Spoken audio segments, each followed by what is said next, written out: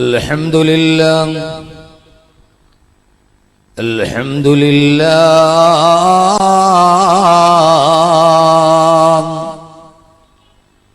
الحمد لله في النعمة وفي النقمة وفي الزحمة والرحمة وفي الشر والخير وفي البلاء واللطاء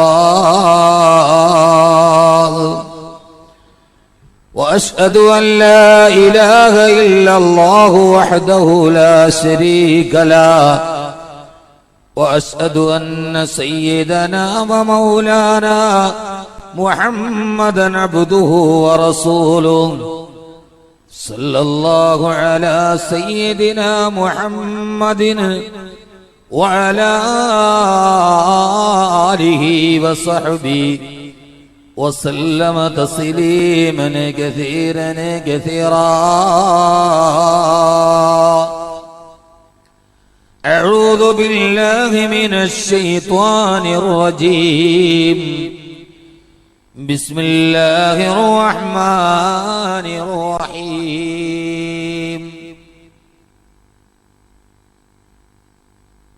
يا أيها الذين آمنوا اتقوا الله حق تقاته ولا تموتن إلا وأنتم مسلمون. صدق الله مولانا العلي العظيم. وقال نبينا وحبيبنا ورسولنا وقائدنا وأسوتنا محمد صلى الله عليه وسلم: تركت فيكم أمرين لن تضلوا ما تمسكتم سنة رسوله.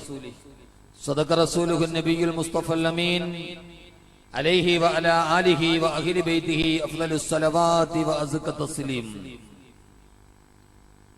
സമാദരണീയനും ബഹുമാന്യനുമായ യോഗാധ്യക്ഷൻ, സമസ്ത Kerala Sunni students ഫെഡറേഷന്റെ Ochira unit president, എന്റെ ബഹുമാന്യ സുഹൃത്തു കൂടിയായ ജനാബ് നിസാം കണ്ടത്തിൽ, ദുആയോടുകൂടി ഈ സദസ്സിന് അനുഗ്രഹീതമായ ആരംഭം നിർവഹിച്ച ബഹുമാന്യനായ SKSSF state organising general secretary കൂടിയായ സയ്യിദ് അബ്ദുള്ള തങ്ങൾ ദാരിമി അൽ ഇദ്രൂസി, ഈ പുണ്യമായ സദസ്സിന്റെ സ്വാഗത പ്രഭാഷണം നിർവഹിച്ച ഓച്ചിറ യൂണിറ്റിന്റെ ജനറൽ സെക്രട്ടറി നൌഷാദ് സഫാസ്, അനുഗ്രഹീതമായി സദസ്സിന് ഔപചാരികമായ ഉദ്ഘാടന കർമ്മം നിർവഹിച്ച കേരളീയ മുസ്ലിമീങ്ങളുടെ ആധികാരിക പരമോന്നത പണ്ഡിത സഭ, സമസ്ത കേരള ജമീയത്തുൽ ഉലമയുടെ കർമ്മനിരതനായ ജനറൽ സെക്രട്ടറി, കേരളത്തിന്റെ ആത്മീയ ഭൗതിക സമന്വയ അക്ഷര വിപ്ലവ ആവിഷ്കാരമായ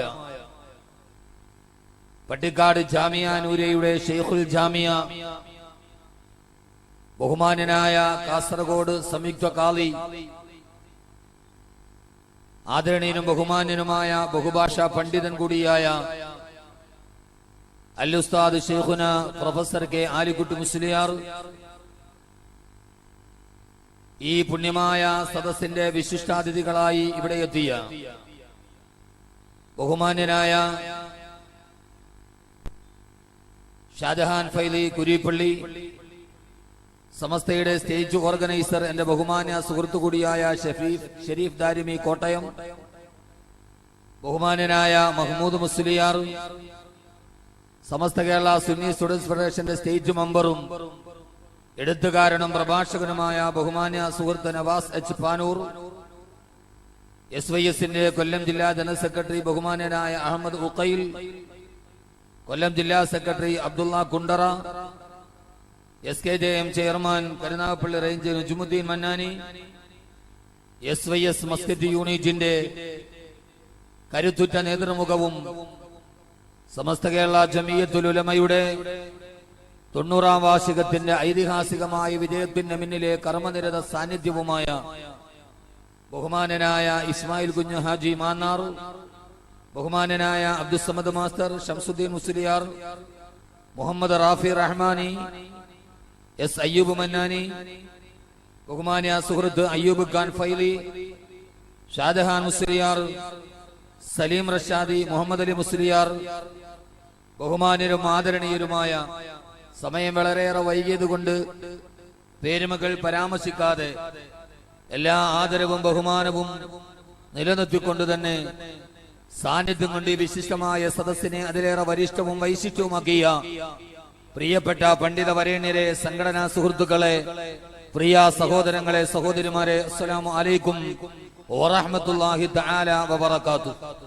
ഇതര സഹോദര സമുദായത്തിൽപ്പെട്ട ആരെങ്കിലും ഈ ശബ്ദം ശ്രവിക്കുന്നുവെങ്കിൽ അവർക്ക് എന്റെ ഇസ്ലാമിക തത്വാധിഷ്ഠിത അഭിവാദനങ്ങൾ. സർവസ്തുതിയും സർവലോക രക്ഷിതാവായ അല്ലാഹുവിനാകുന്നു. അവന്റെ അതുല്യവും അമേയവും അനന്തവും അപരിമേയവുമായ അനുഗ്രഹത്തിന് അനുസ്യൂതമായ പ്രവാഹം അന്ത്യദൂതരായ ആദരവായ റസൂലുള്ളാഹി സ്വല്ലല്ലാഹു അലൈഹി വസല്ലമയിലും അവിടുത്തെ അതരമടികളെ അനുധാവനം ചെയ്ത അനുചരബന്ധങ്ങളിലും തിരുക്കുടുംബാദികളിലും സാലിഹ്യങ്ങളിലും സജ്ജനിതരിലും സദാ വർഷിക്കുമാറാകട്ടെ. പരമകാരുണികനും പരമദയാലുവും പരമാധിപതിയും പരമാധികാരിയും പരമാധിനാഥനുമായ അല്ലാഹു സുബ്ഹാനഹു വ തആല നമ്മിൽ നിന്നും മൺമറഞ്ഞു പോയ നമ്മുടെ മാതാപിതാക്കൾ, ബന്ധുമിത്രാദികൾ, സഹോദരി സഹോദരന്മാർ, ദുആ കൊണ്ട് നമ്മോട് വസിയ്യത്ത് ചെയ്തവർ, ഇൽമിന്റെ പടികളിൽ നമ്മുടെ സഹായികളായിരുന്നവർ, നമ്മുടെ അഭ്യുദയകാംക്ഷികൾ, സർവോപരി ഈ മജ്ലിസ് ഇൽമിന്റെ തീരങ്ങളിലേക്ക് നമ്മെ കൈപിടിച്ചു നടത്തിയ നമ്മുടെ അഭിവന്ദ്യരായ ഗുരുനാഥന്മാർ, നമ്മുടെ ഇടയിൽ നിന്ന് വിട പറഞ്ഞു പോയ സമസ്തയുടെ ബഹുമാനനായ നേതൃത്വം ശൈഖുന കുമരംപുത്തൂർ ഉസ്താദ് അവറുകൾ, അള്ളാഹു അവരുടെ എല്ലാവരുടെയും പരലോകത്തെ സ്വർഗീയ സമാനമാക്കി അള്ളാഹു സ്വീകരിക്കുമാറാകട്ടെ. അള്ളാഹു സുബ്ഹാനഹു വ തആല ജീവിച്ചിരിക്കുന്നവർക്ക് ബഹുമാനനായ നമ്മുടെ ആദരണീയനായ ശൈഖുന കൊട്ടുമല ബാപ്പു മുസ്ലിയാർ അസുഖബാധിതനായി ഹോസ്പിറ്റലിലാണ്. അള്ളാഹു ആഫിയത്തും ആരോഗ്യവും നൽകി അനുഗ്രഹിക്കുമാറാകട്ടെ. തന്റെ ജീവിതത്തിന്റെ കർമ്മനിരതമായ നൈരന്തര്യമായ യാത്രയുടെയും കൃത്താന്തര ബാഹുല്യത്തിന്റെ ഇടയിലും നമ്മുടെ നാട്ടിലേക്ക് ഇവിടെ എത്തിയ ഷെയ്ഖുൽ ജാമിയ ബഹുമാനനായ ഷെയ്ഖുന ആലിക്കുട്ടി ഉസ്താദ് അവറുകൾ, മഹാനവറുകൾക്ക് അള്ളാഹു ആഫിയത്തും ആരോഗ്യവും നൽകി അനുഗ്രഹിക്കുമാറാകട്ടെ എന്ന ദുആയോടുകൂടി ബഹുമാനനായ ഉസ്താദ് അവറുകൾ തന്റെ അനാരോഗ്യത്തെ ഒന്നും പരിഗണിക്കാതെ, ഞാൻ ഇവിടെ വന്നപ്പോ സംഘാടകര് പറഞ്ഞു ബാക്കവിയുടെ പ്രസംഗം എനിക്ക് കുറച്ചു നേരം കേൾക്കണം, തലയണയൊക്കെ വെച്ച് ഒരു സോഫയൊക്കെ ഇട്ട് അദ്ദേഹത്തിന്റെ എല്ലാ ബുദ്ധിമുട്ടുകളും മറന്ന് ഈ ഒരു ചെറിയ സദസ്സിലിരിക്കുമ്പോ നമുക്കെല്ലാവർക്കും അറിയാം, വങ്കനാടിന്റെയും വയനാടിന്റെയും ഏറനാടിന്റെയും മലബാറിന്റെയും മലപ്പുറത്തിന്റെയും ഒരു ആരവമൊന്നുമില്ല എങ്കിലും നമ്മുടെ ഈ നാട്ടിലേക്ക് വരികയും താൻ ജീവിതം ഏതിനു വേണ്ടി സമർപ്പിച്ചുവോ ആ പ്രസ്ഥാനത്തിന്റെ വളർച്ചയ്ക്ക് വേണ്ടി ലാളിത്യത്തോടുകൂടി ഇവിടെ ഇരിക്കുവാനുള്ള അങ്ങയുടെ ഈ മനസ്സും ലാളിത്യവുമാണ്.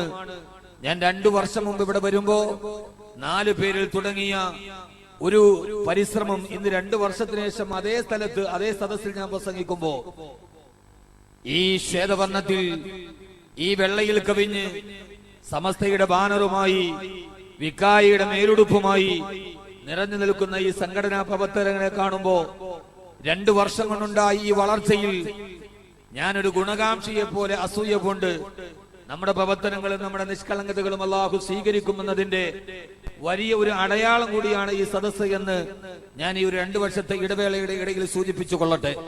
കൂടുതൽ ആമുഖങ്ങളൊന്നുമില്ലാതെ ഈ വളർച്ച എങ്ങനെ ഉണ്ടായി എന്ന് ചോദിച്ചാൽ, ഇന്ന് ഇത്രയും വലിയ ഒരു ജനസാന്നിധ്യം എങ്ങനെ ഉണ്ടായി എന്ന് ചോദിച്ചാൽ, ഈ ചോദ്യത്തിന്റെ ഈ വളർച്ചയുടെ പുറകിൽ ഒരു വലിയ ചേരുവയുണ്ട്. ആ ചേരുവ ആൾക്കൂട്ടമല്ല, ആരവമല്ല, അതിനപ്പുറം ജീവിതത്തിലോട്ട് കടന്നുപോയ ചില സന്ദേശങ്ങളുടേതാണ്. ഞാനിവിടെ ഈ ഓച്ചിറയിൽ തന്നെയുള്ള ഒരു ഡ്രൈവർ, അദ്ദേഹം ഒരു സമസ്തയുടെ പണ്ഡിതരുമായുള്ള തന്റെ യാത്രാ അനുഭവങ്ങൾ സംസാരിച്ചു കൊണ്ടിരിക്കവേ അദ്ദേഹം പറഞ്ഞു, എനിക്ക് സമസ്തയുമായി അത്ര ബന്ധമുള്ള ആളൊന്നുമല്ല, പൊതുവെ തന്നെ ഈ സംഘടനാ പ്രവർത്തനത്തിനോട് എനിക്ക് അത്ര വലിയ തെക്കൻ കേരളത്തിലേക്ക് വരുമ്പോ സംഘടനാ പ്രവർത്തനങ്ങൾക്കുണ്ടാകുന്ന സ്വാഭാവികമായ വിമുഖതയും ഒക്കെ സൂചിപ്പിച്ചുകൊണ്ട് തന്നെ ഞാൻ അതിനോട് വലിയ താല്പര്യമുള്ള ആളായിരുന്നില്ല. പക്ഷേ എന്റെ വാഹനത്തിൽ ഒരിക്കലും ഒരു മഹാപണ്ഡിതൻ കയറി. അദ്ദേഹത്തെ കുറിച്ച് അടുത്തറിഞ്ഞ് ഞാൻ അദ്ദേഹത്തിന്റെ സ്വാഭാവികമായ എന്റെ മുൻവിധികളോടെ ഞാൻ അദ്ദേഹത്തെ സമീപിച്ചപ്പോ സ്വാഭാവികമായി ആത്മീയ നേതൃത്വത്തിന്റെ മുകളിൽ നിൽക്കുന്ന ആളുകളുടെ ദൗർബല്യങ്ങളും അവരുടെ ആരവങ്ങളും അവരുടെ പ്ലസ് പോയിന്റുകളും ഒക്കെ അറിയുന്ന ഒരാളെന്ന രീതിയിൽ ഞാൻ അദ്ദേഹത്തെ സമർപ്പിക്കുമ്പോ കുറെ നേരം കഴിഞ്ഞപ്പോൾ എന്നോട് അദ്ദേഹം ചോദിച്ചു, മോനെ, ഞാൻ എന്റെ ഈ കാൽ നിന്റെ ഡ്രൈവർ സീറ്റിന്റെ ഇടതുഭാഗത്തിരിക്കുന്ന ആ ഒരു ഉയർന്ന ഭാഗത്തോട്ടു കൂടി ഞാനൊന്ന് കയറ്റി വെച്ചുകൊട്ടെ എന്ന് അദ്ദേഹം എന്നോട് പറഞ്ഞതാണ്. ഞാൻ ആ മനുഷ്യനെ സൂക്ഷിച്ചു നോക്കി. വെറും ഒരു ഡ്രൈവറായ എന്നോട് എന്റെ നേരെ ഞാൻ ഇരിക്കുന്നതിന് അഭിമുഖമായി തന്റെ കാലു എന്ന് എത്തുമ്പോ സ്വാഭാവികമായി ഒരു മര്യാദക്കേട് എന്ന് കണ്ടു നിൽക്കുന്നവർക്ക് തോന്നുന്ന ഒരു സാഹചര്യത്തിൽ പോലും എന്നോട് അനുവാദം ചോദിച്ച, വണ്ടിയുടെ ഡ്രൈവറായ എന്നോട് അനുവാദം ചോദിച്ച ആ മഹാസാത്വികനെ ഞാൻ നോക്കി നിന്നു. പിന്നീട് ഞാൻ അദ്ദേഹത്തിലൂടെ അദ്ദേഹം പ്രതിനിധാനം ചെയ്യുന്ന പ്രസ്ഥാനത്തെ അറിഞ്ഞു. പിന്നീട് ഞാൻ ആ പ്രസ്ഥാനത്തിന്റെ അനുയായിയായി. ആ മഹാപണ്ഡിതനായിരുന്നു ഇന്ന് നമ്മുടെ സദസ്സിൽ ഇങ്ങനെ ലാളിത്യത്തോടെ ഇരിക്കുന്ന ശൈഖുന ആലിക്കുട്ടി ഉസ്താദ് അവറുകൾ എന്ന് പറയുമ്പോൾ മനസ്സിൽ തിങ്ങി നിൽക്കുന്ന തന്റെ ഒരു പ്രവർത്തനം കൊണ്ട് അങ്ങ് അകലെ നിൽക്കുന്ന ഒരു മനുഷ്യനെ അടുപ്പിക്കാൻ കഴിയുന്ന ലാളിത്യത്തിനും ഈ കർമ്മനിരതയുടെ സ്ഫുടതക്കുമാണ് ആത്മീയ ലോകത്തിൽ ഇനിയും സ്ഥാനമുണ്ടാവുക. ഇവരാണ് മരിച്ചു മണ്ണിന്റെ അടിയിലേക്ക് മലർന്നു കിടക്കുമ്പോഴും മാനവ മനസ്സുകളിൽ മായാതെ മറയാതെ ഒരു മൺചരാത് പോലെ എന്നും തെളിദീപം കൊടുക്കാൻ കഴിയുന്ന ആത്മീയമായ നേതൃത്വമെന്ന് തിരിച്ചറിയാനുള്ള സമൂഹത്തിന്റെ പക്വതകളാണ് വർദ്ധിച്ചു വരുന്ന ഈ ആരവത്തിന്റെ പിന്നിലെന്ന് ഓർമ്മപ്പെടുത്തിക്കൊണ്ട് സമസ്ത കേരള ജമീയത്തുൽ ഉലമയുടെ കർമ്മനിരതമായ വിദ്യാർത്ഥി പ്രസ്ഥാനമായ സമസ്ത കേരള സുന്നി സ്റ്റുഡൻസ് ഫെഡറേഷന്റെ ആഭിമുഖ്യം നടത്തപ്പെടുന്ന ഈ ശരീഅത്ത് സംരക്ഷണ സമ്മേളനത്തിൽ ഞാൻ എന്റെ വിഷയത്തിലോട്ട് കടക്കുകയാണ്. ആലിക്കുട്ടി ഉസ്താദിന് എന്നെ പോലെയുള്ള ഒരാളുടെ പ്രസംഗം കേൾക്കേണ്ട കാര്യമില്ല. കാരണം നാടിന്റെ നാനാഭാഗങ്ങളിൽ സൗദി അറേബ്യയിൽ റാബിത്തത്തുൽ ഉലമ എന്ന ലോക പണ്ഡിത സംഘടനയിൽ അറബികളുടെ ഇടയിൽ ലോക പണ്ഡിത സംഘടനയുടെ സമ്മേളനത്തിൽ വായിക്കപ്പെട്ടത് മലപ്പുറം ജില്ലയിലെ പട്ടിക്കാട് ജാമിയ നൂരയുടെ ഷെയ്ഖുൽ ജാമിയ ആലിക്കുട്ടി ഉസ്താദിന്റെ പ്രബന്ധങ്ങളാണ് റാബിത്തത്തുൽ ഉലമയിൽ വായനയ്ക്ക് വേണ്ടി റഫറൻസിന് വേണ്ടി അവതരിപ്പിക്കപ്പെട്ടത്. ആഫ്രിക്കയിലെ സെനഗലിൽ ലോക പണ്ഡിത സമ്മേളനത്തിന് വേണ്ടി പോയ മഹാനായ പണ്ഡിത വരേണ്യന് എന്നെ പോലെ അറിവിന്റെ ബാലാരിട്ടതകൾ ഇപ്പോഴും തടഞ്ഞിട്ടില്ലാത്ത ഒരാളുടെ പ്രസംഗം കേൾക്കേണ്ട കാര്യമില്ല. പക്ഷെ ഇതാണ് ജീവിതത്തിൽ നാം ആഗ്രഹിക്കുന്ന ഒരു നേതൃത്വമെന്ന് ഈ മനസ്സിനോട് ഓർമ്മപ്പെടുത്തിക്കൊണ്ട് ഞാൻ കൂടുതൽ ആമുഖങ്ങളൊന്നുമില്ലാതെ എന്റെ വിഷയത്തിലോട്ട് കിടക്കുകയാണ്. ശരീഅത്ത് സംരക്ഷണ സമ്മേളനം ഒരു വഅ്ള് പറയാനുള്ള ഒരു വേദിയൊന്നുമല്ല ഇത്. യഥാർത്ഥത്തിൽ എന്താണ് ശരീഅത്ത് എന്ന് പറഞ്ഞു കൊടുക്കാൻ, എന്താണ് ഇസ്ലാമികമായ ശരീഅത്ത് എന്ന് പറഞ്ഞു കൊടുക്കാൻ നമ്മുടെ നാടിനെ സംബന്ധിച്ചിടത്തോളം കുറെ കാലങ്ങളായി ഏക സിവിൽ കോഡും ശരീഅത്തും നമ്മുടെ നാടിന്റെ ഇടയിൽ രാജ്യവ്യാപകമായി ഒരു പ്രതിഷേധത്തിന് അലേടിയപാരമായി മാറുകയാണ്. കേരളത്തിന്റെ മണ്ണിൽ കോഴിക്കോട് കടപ്പുറത്തിലടക്കം ശരീഅത്ത് സംരക്ഷണത്തിന് വേണ്ടി ആദ്യമായി മുന്നിട്ടിറങ്ങിയ 10,000ങ്ങളുടെ കവാട സൃഷ്ടിച്ച മലപ്പുറം ജില്ലയിലെ സുന്നി മഹലിന്റെ മുറ്റത്ത് കേരളത്തെ പോലും പ്രകമ്പനം കൊള്ളിച്ച ശരീഅത്ത് സംരക്ഷണ റാലി നടത്തിയ സമസ്ത കേരള ജമീയത്തുൽ ഉലമയാണ് കേരളത്തിൽ ആദ്യമായി ശരീഅത്ത് സംരക്ഷണത്തിന്റെ ബാധ്യത ഏറ്റെടുത്തത്. മുസ്ലിം പേഴ്സണൽ ലോ ബോർഡിന്റെ കീഴിൽ ആദ്യമായി നമ്മുടെ ഇന്ത്യയിൽ ഏതാണ്ട് 4 പെൺകുട്ടികൾ അവരുടെ വിവാഹവുമായി ബന്ധപ്പെട്ട ഒരു കേസ് കോടതിയിൽ കൊടുക്കുകയും ആ കോടതിയിൽ അവർ കക്ഷി ചേരുകയും ആ തലാഖുമായി ബന്ധപ്പെട്ട വിഷയത്തിൽ അവസാന കോടതിയുടെ നിരൂപണം കേവലം കേരളത്തിന്റെ ഈ ഇന്ത്യ രാജ്യത്തിന്റെ ബഹുഭൂരിപക്ഷം വരുന്ന സ്ത്രീ സമൂഹത്തിൽപ്പെട്ട 4 സ്ത്രീകൾ ഒരു കേസ് കൊടുക്കുകയും ആ കേസിൽ മുത്തലാഖുമായി ബന്ധപ്പെട്ട നിയമങ്ങൾ പുനഃപരിശോധിക്കണമെന്ന ഹർജി അവസാനം കോടതിയുടെ നിരൂപണം എല്ലാവർക്കും കൂടി ഒരു ഏക സിവിൽ കോഡായി കൂടെ എന്നതായിരുന്നു. അങ്ങനെയാണ് നമ്മുടെ ഈ ഭാരത രാജ്യത്തിൽ ഏതാണ്ട് ഈ അടുത്ത സമയത്ത് ഏക സിവിൽ കോഡ് പൊന്തിവരാനുള്ള കാരണം ഏക സിവിൽ കോഡുമായി ബന്ധപ്പെട്ടതല്ല, തലാഖുമായി മുത്തലാഖുമായി ബന്ധപ്പെട്ട ഒരു വിഷയത്തിൽ ചില സ്ത്രീകൾ 4 സ്ത്രീകൾ കോടതിയെ സമീപിച്ചപ്പോ കോടതിയുടെ നിരൂപണമാണ് എന്തുകൊണ്ട് എല്ലാവർക്കും ഒരേ നിയമമായി കൂടാ, ഏക സിവിൽ കോഡായി കൂടാ. അതുമായി ബന്ധപ്പെട്ട് കോടതി ഒരു കമ്മീഷനെ നിയമിച്ചു. ആ കമ്മീഷൻ ഏക സിവിൽ കോഡിന്റെ കാര്യത്തിൽ, തലാഖിന്റെ കാര്യത്തിൽ ഈ അവർ ചെയ്ത ഏറ്റവും പ്രധാനപ്പെട്ട ഒരു പരിപാടി ഇന്ത്യയിലെ മുസ്ലിം സ്ത്രീകളുടെ അഭിപ്രായം എന്നാരായുക. അതിന് വേറെ ചോദ്യാവലി, അവർ കുറെ ചോദ്യാവലി സംഘടിപ്പിച്ചു. ആ ചോദ്യാവലിയുമായി മുസ്ലിം സമൂഹത്തിലേക്ക് ഇറങ്ങി. അതാണ് നേരത്തെ ആലിക്കുട്ടി ഉസ്താദ് പറഞ്ഞ നമ്മുടെ മഹല്ലുകളിൽ, നമ്മുടെ മെമ്പറുകളിൽ, നമ്മുടെ വെള്ളിയാഴ്ചകളിൽ, നമ്മുടെ കുടുംബങ്ങളിൽ, നമ്മുടെ വീടുകളിൽ ഒപ്പ് ശേഖരണവുമായി വന്നപ്പോ ആ ഒപ്പ് ശേഖരണത്തിൽ നിന്ന് ഇത് ഒപ്പിട്ടിട്ട് എന്ത് കാര്യമെന്ന് മാറി നിന്നവരുണ്ട്. യഥാർത്ഥത്തിൽ അതൊരു വെടിയായിരുന്നു.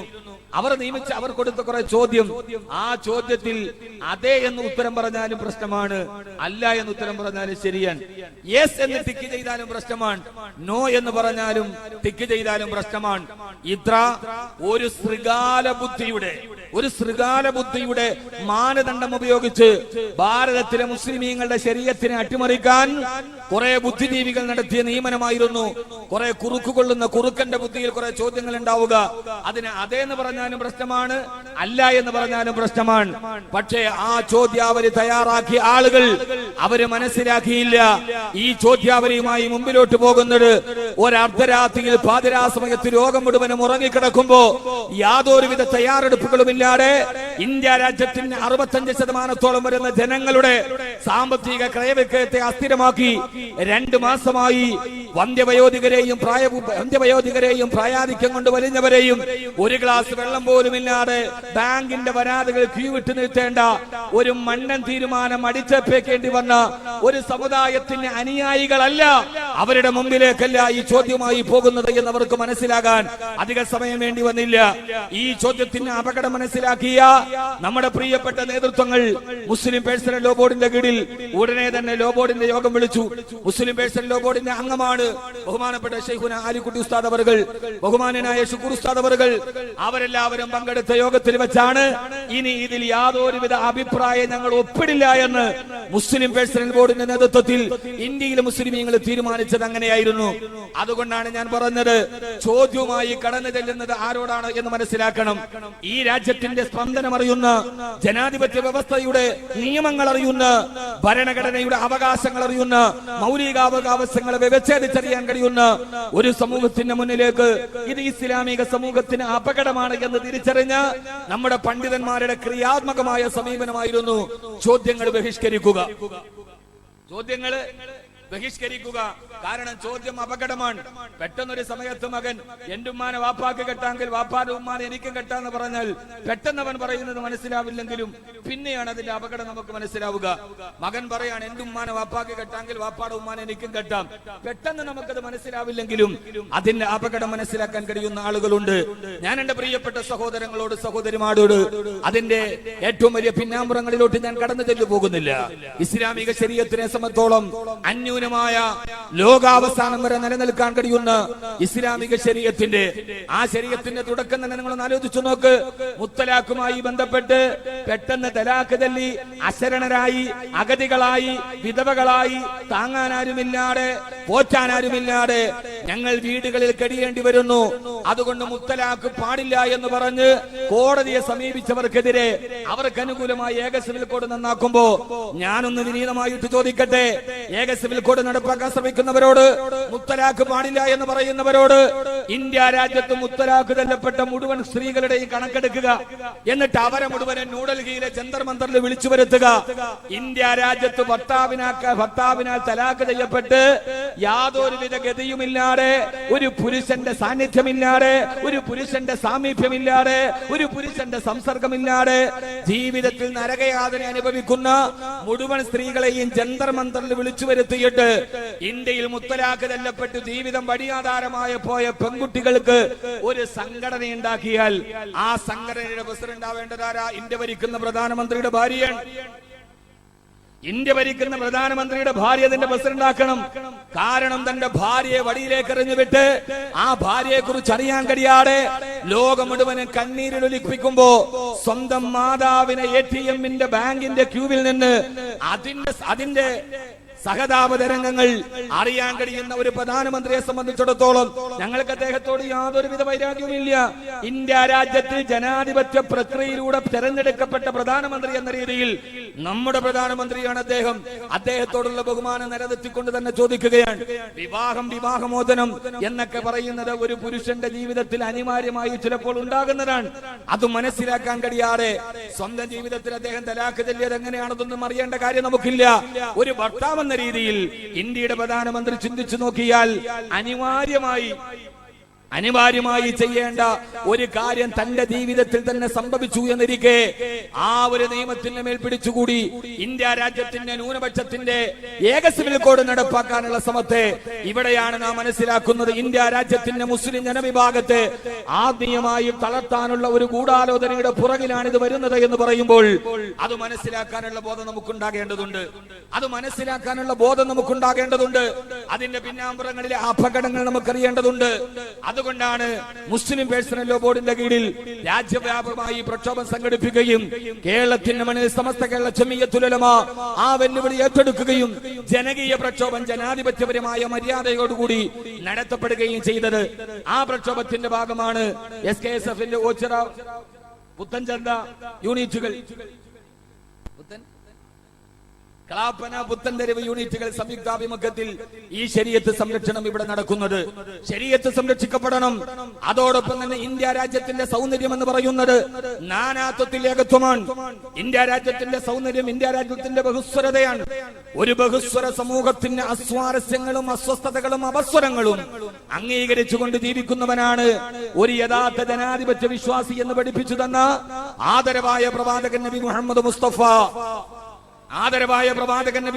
മുസ്തഫ മദീനയിലോട്ട് കടന്നു പോകുമ്പോൾ മദീന തന്റെ കാൽ കീഴിൽ അമർന്നിരിക്കുമ്പോഴും മദീനയിലെ ക്രൈസ്തവരുമായി സന്ധിയുണ്ടാക്കാൻ മുമ്പോട്ട് വന്ന ഒരു സമൂഹത്തിന്റെ അപസ്വരങ്ങളെയും ബഹുസ്വരതയെയും അംഗീകരിക്കാൻ തയ്യാറായ നേതാവ് നബി മുഹമ്മദ് മുസ്തഫ റോമക്കാരും പേർഷ്യക്കാരുമായി ഇസ്ലാമിക സമൂഹത്തിന്റെ വെന്നിക്കൊടി പാറിച്ചുകൊണ്ട് പേർഷ്യയുടെയും റോമയുടെയും സാമ്രാജ്യത്വത്തിന്റെ മുകളിലൂടെ ഇസ്ലാം നടന്നു പോയപ്പോ പോകുന്ന വഴിയിൽ മുഴുവനും തന്റെ മുമ്പിലോട് വന്ന ബഹുമത വിശ്വാസികളോട് കരാറുകൾ ഒപ്പിടുകയും അവർക്ക് സംരക്ഷണം കൊടുക്കുകയും ചെയ്ത് ഒരു ബഹുസ്വര സമൂഹത്തിന്റെ മുഴുവൻ ജനാധിപത്യ പ്രക്രിയകളെ ലോകത്തോട് പഠിപ്പിച്ചു കൊടുത്ത ആദരവായ പ്രവാചകൻ നബി മുഹമ്മദ് മുസ്തഫ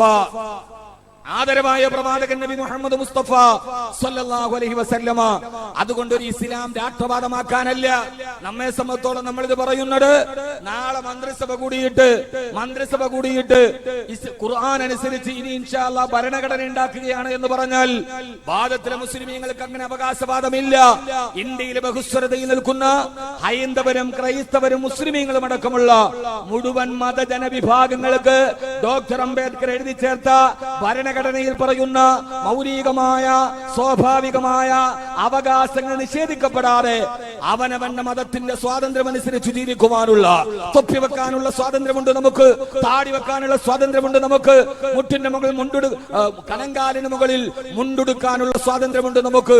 ജനഗണന മനയുടെ ദേശീയ ഗാനം പാടുമ്പോ എഴുന്നേറ്റ് നിൽക്കുന്നവൻ രാജ്യസ്നേഹിയും ഇരിക്കുന്നവൻ രാജ്യദ്രോഹിയുമാകുന്ന പുതിയ രാജ്യസ്നേഹത്തിന്റെ മാപിനിയുടെ മുകളിലൂടെ ഇന്ത്യയുടെ ജനാധിപത്യ രാഷ്ട്രം നടന്നു പോകുമ്പോ ലോകത്ത് രാജ്യസ്നേഹി എന്ന് പറഞ്ഞാൽ അവൻ നെഞ്ചത്ത് ISI ട്രേഡ് മാർക്കുള്ള രാജ്യസ്നേഹിയാണ് ഞാൻ എന്ന് എഴുതിക്കൊണ്ട് നടക്കേണ്ട ഒരു ഗതികേടിന്റെ കാലത്ത് ഞാൻ ഈ പ്രസംഗത്തിന് ആമുഖത്തിൽ നിന്ന് പറയാൻ ഭാരത മുസ്ലിമീങ്ങൾക്കൊരു ശബ്ദമുണ്ട്.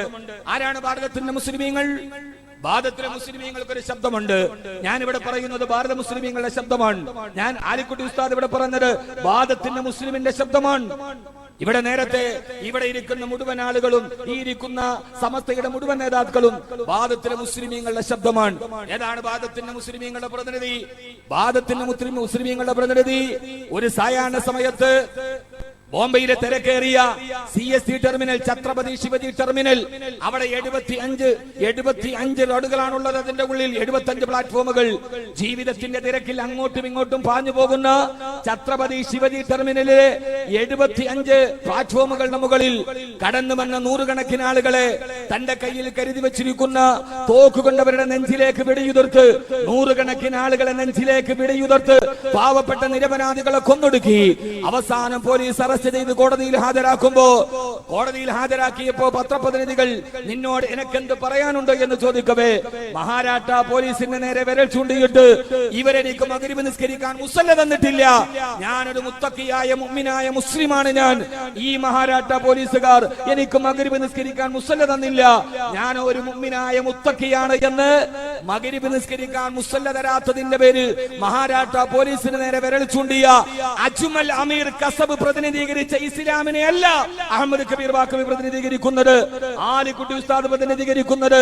അജ്മൽ കസബിന്റെ ഇസ്ലാം അല്ല എന്ന് പറയാൻ യുദ്ധത്തിന് വേണ്ടി പോകുമ്പോ തന്റെ അനുയായികളോട് കുലൂ ബിസ്മില്ലാഹ് വഖുദൂ ഫീ സബീലില്ലാഹ് വലാ തഖ്തുലൂ ശൈഖൻ കബീറ വലാ ഇംറഅതൻ വലാ ജാരിയതൻ വലാ റാഹിബൻ ഫീ സബീലില്ലാഹ്, എന്റെ അനുയായികളെ വഖുദൂ ഫീ സബീലില്ലാഹ് കുലൂ ബിസ്മില്ലാഹ്, പോകുമ്പോൾ അല്ലാഹുവിന്റെ പേര് പറഞ്ഞിട്ട് കഴിക്കണേ, കൊള്ളയടിക്കരുതേ, മറ്റൊരുത്തന്റെ ഭക്ഷണം പിടിച്ചു വാങ്ങരുതേ.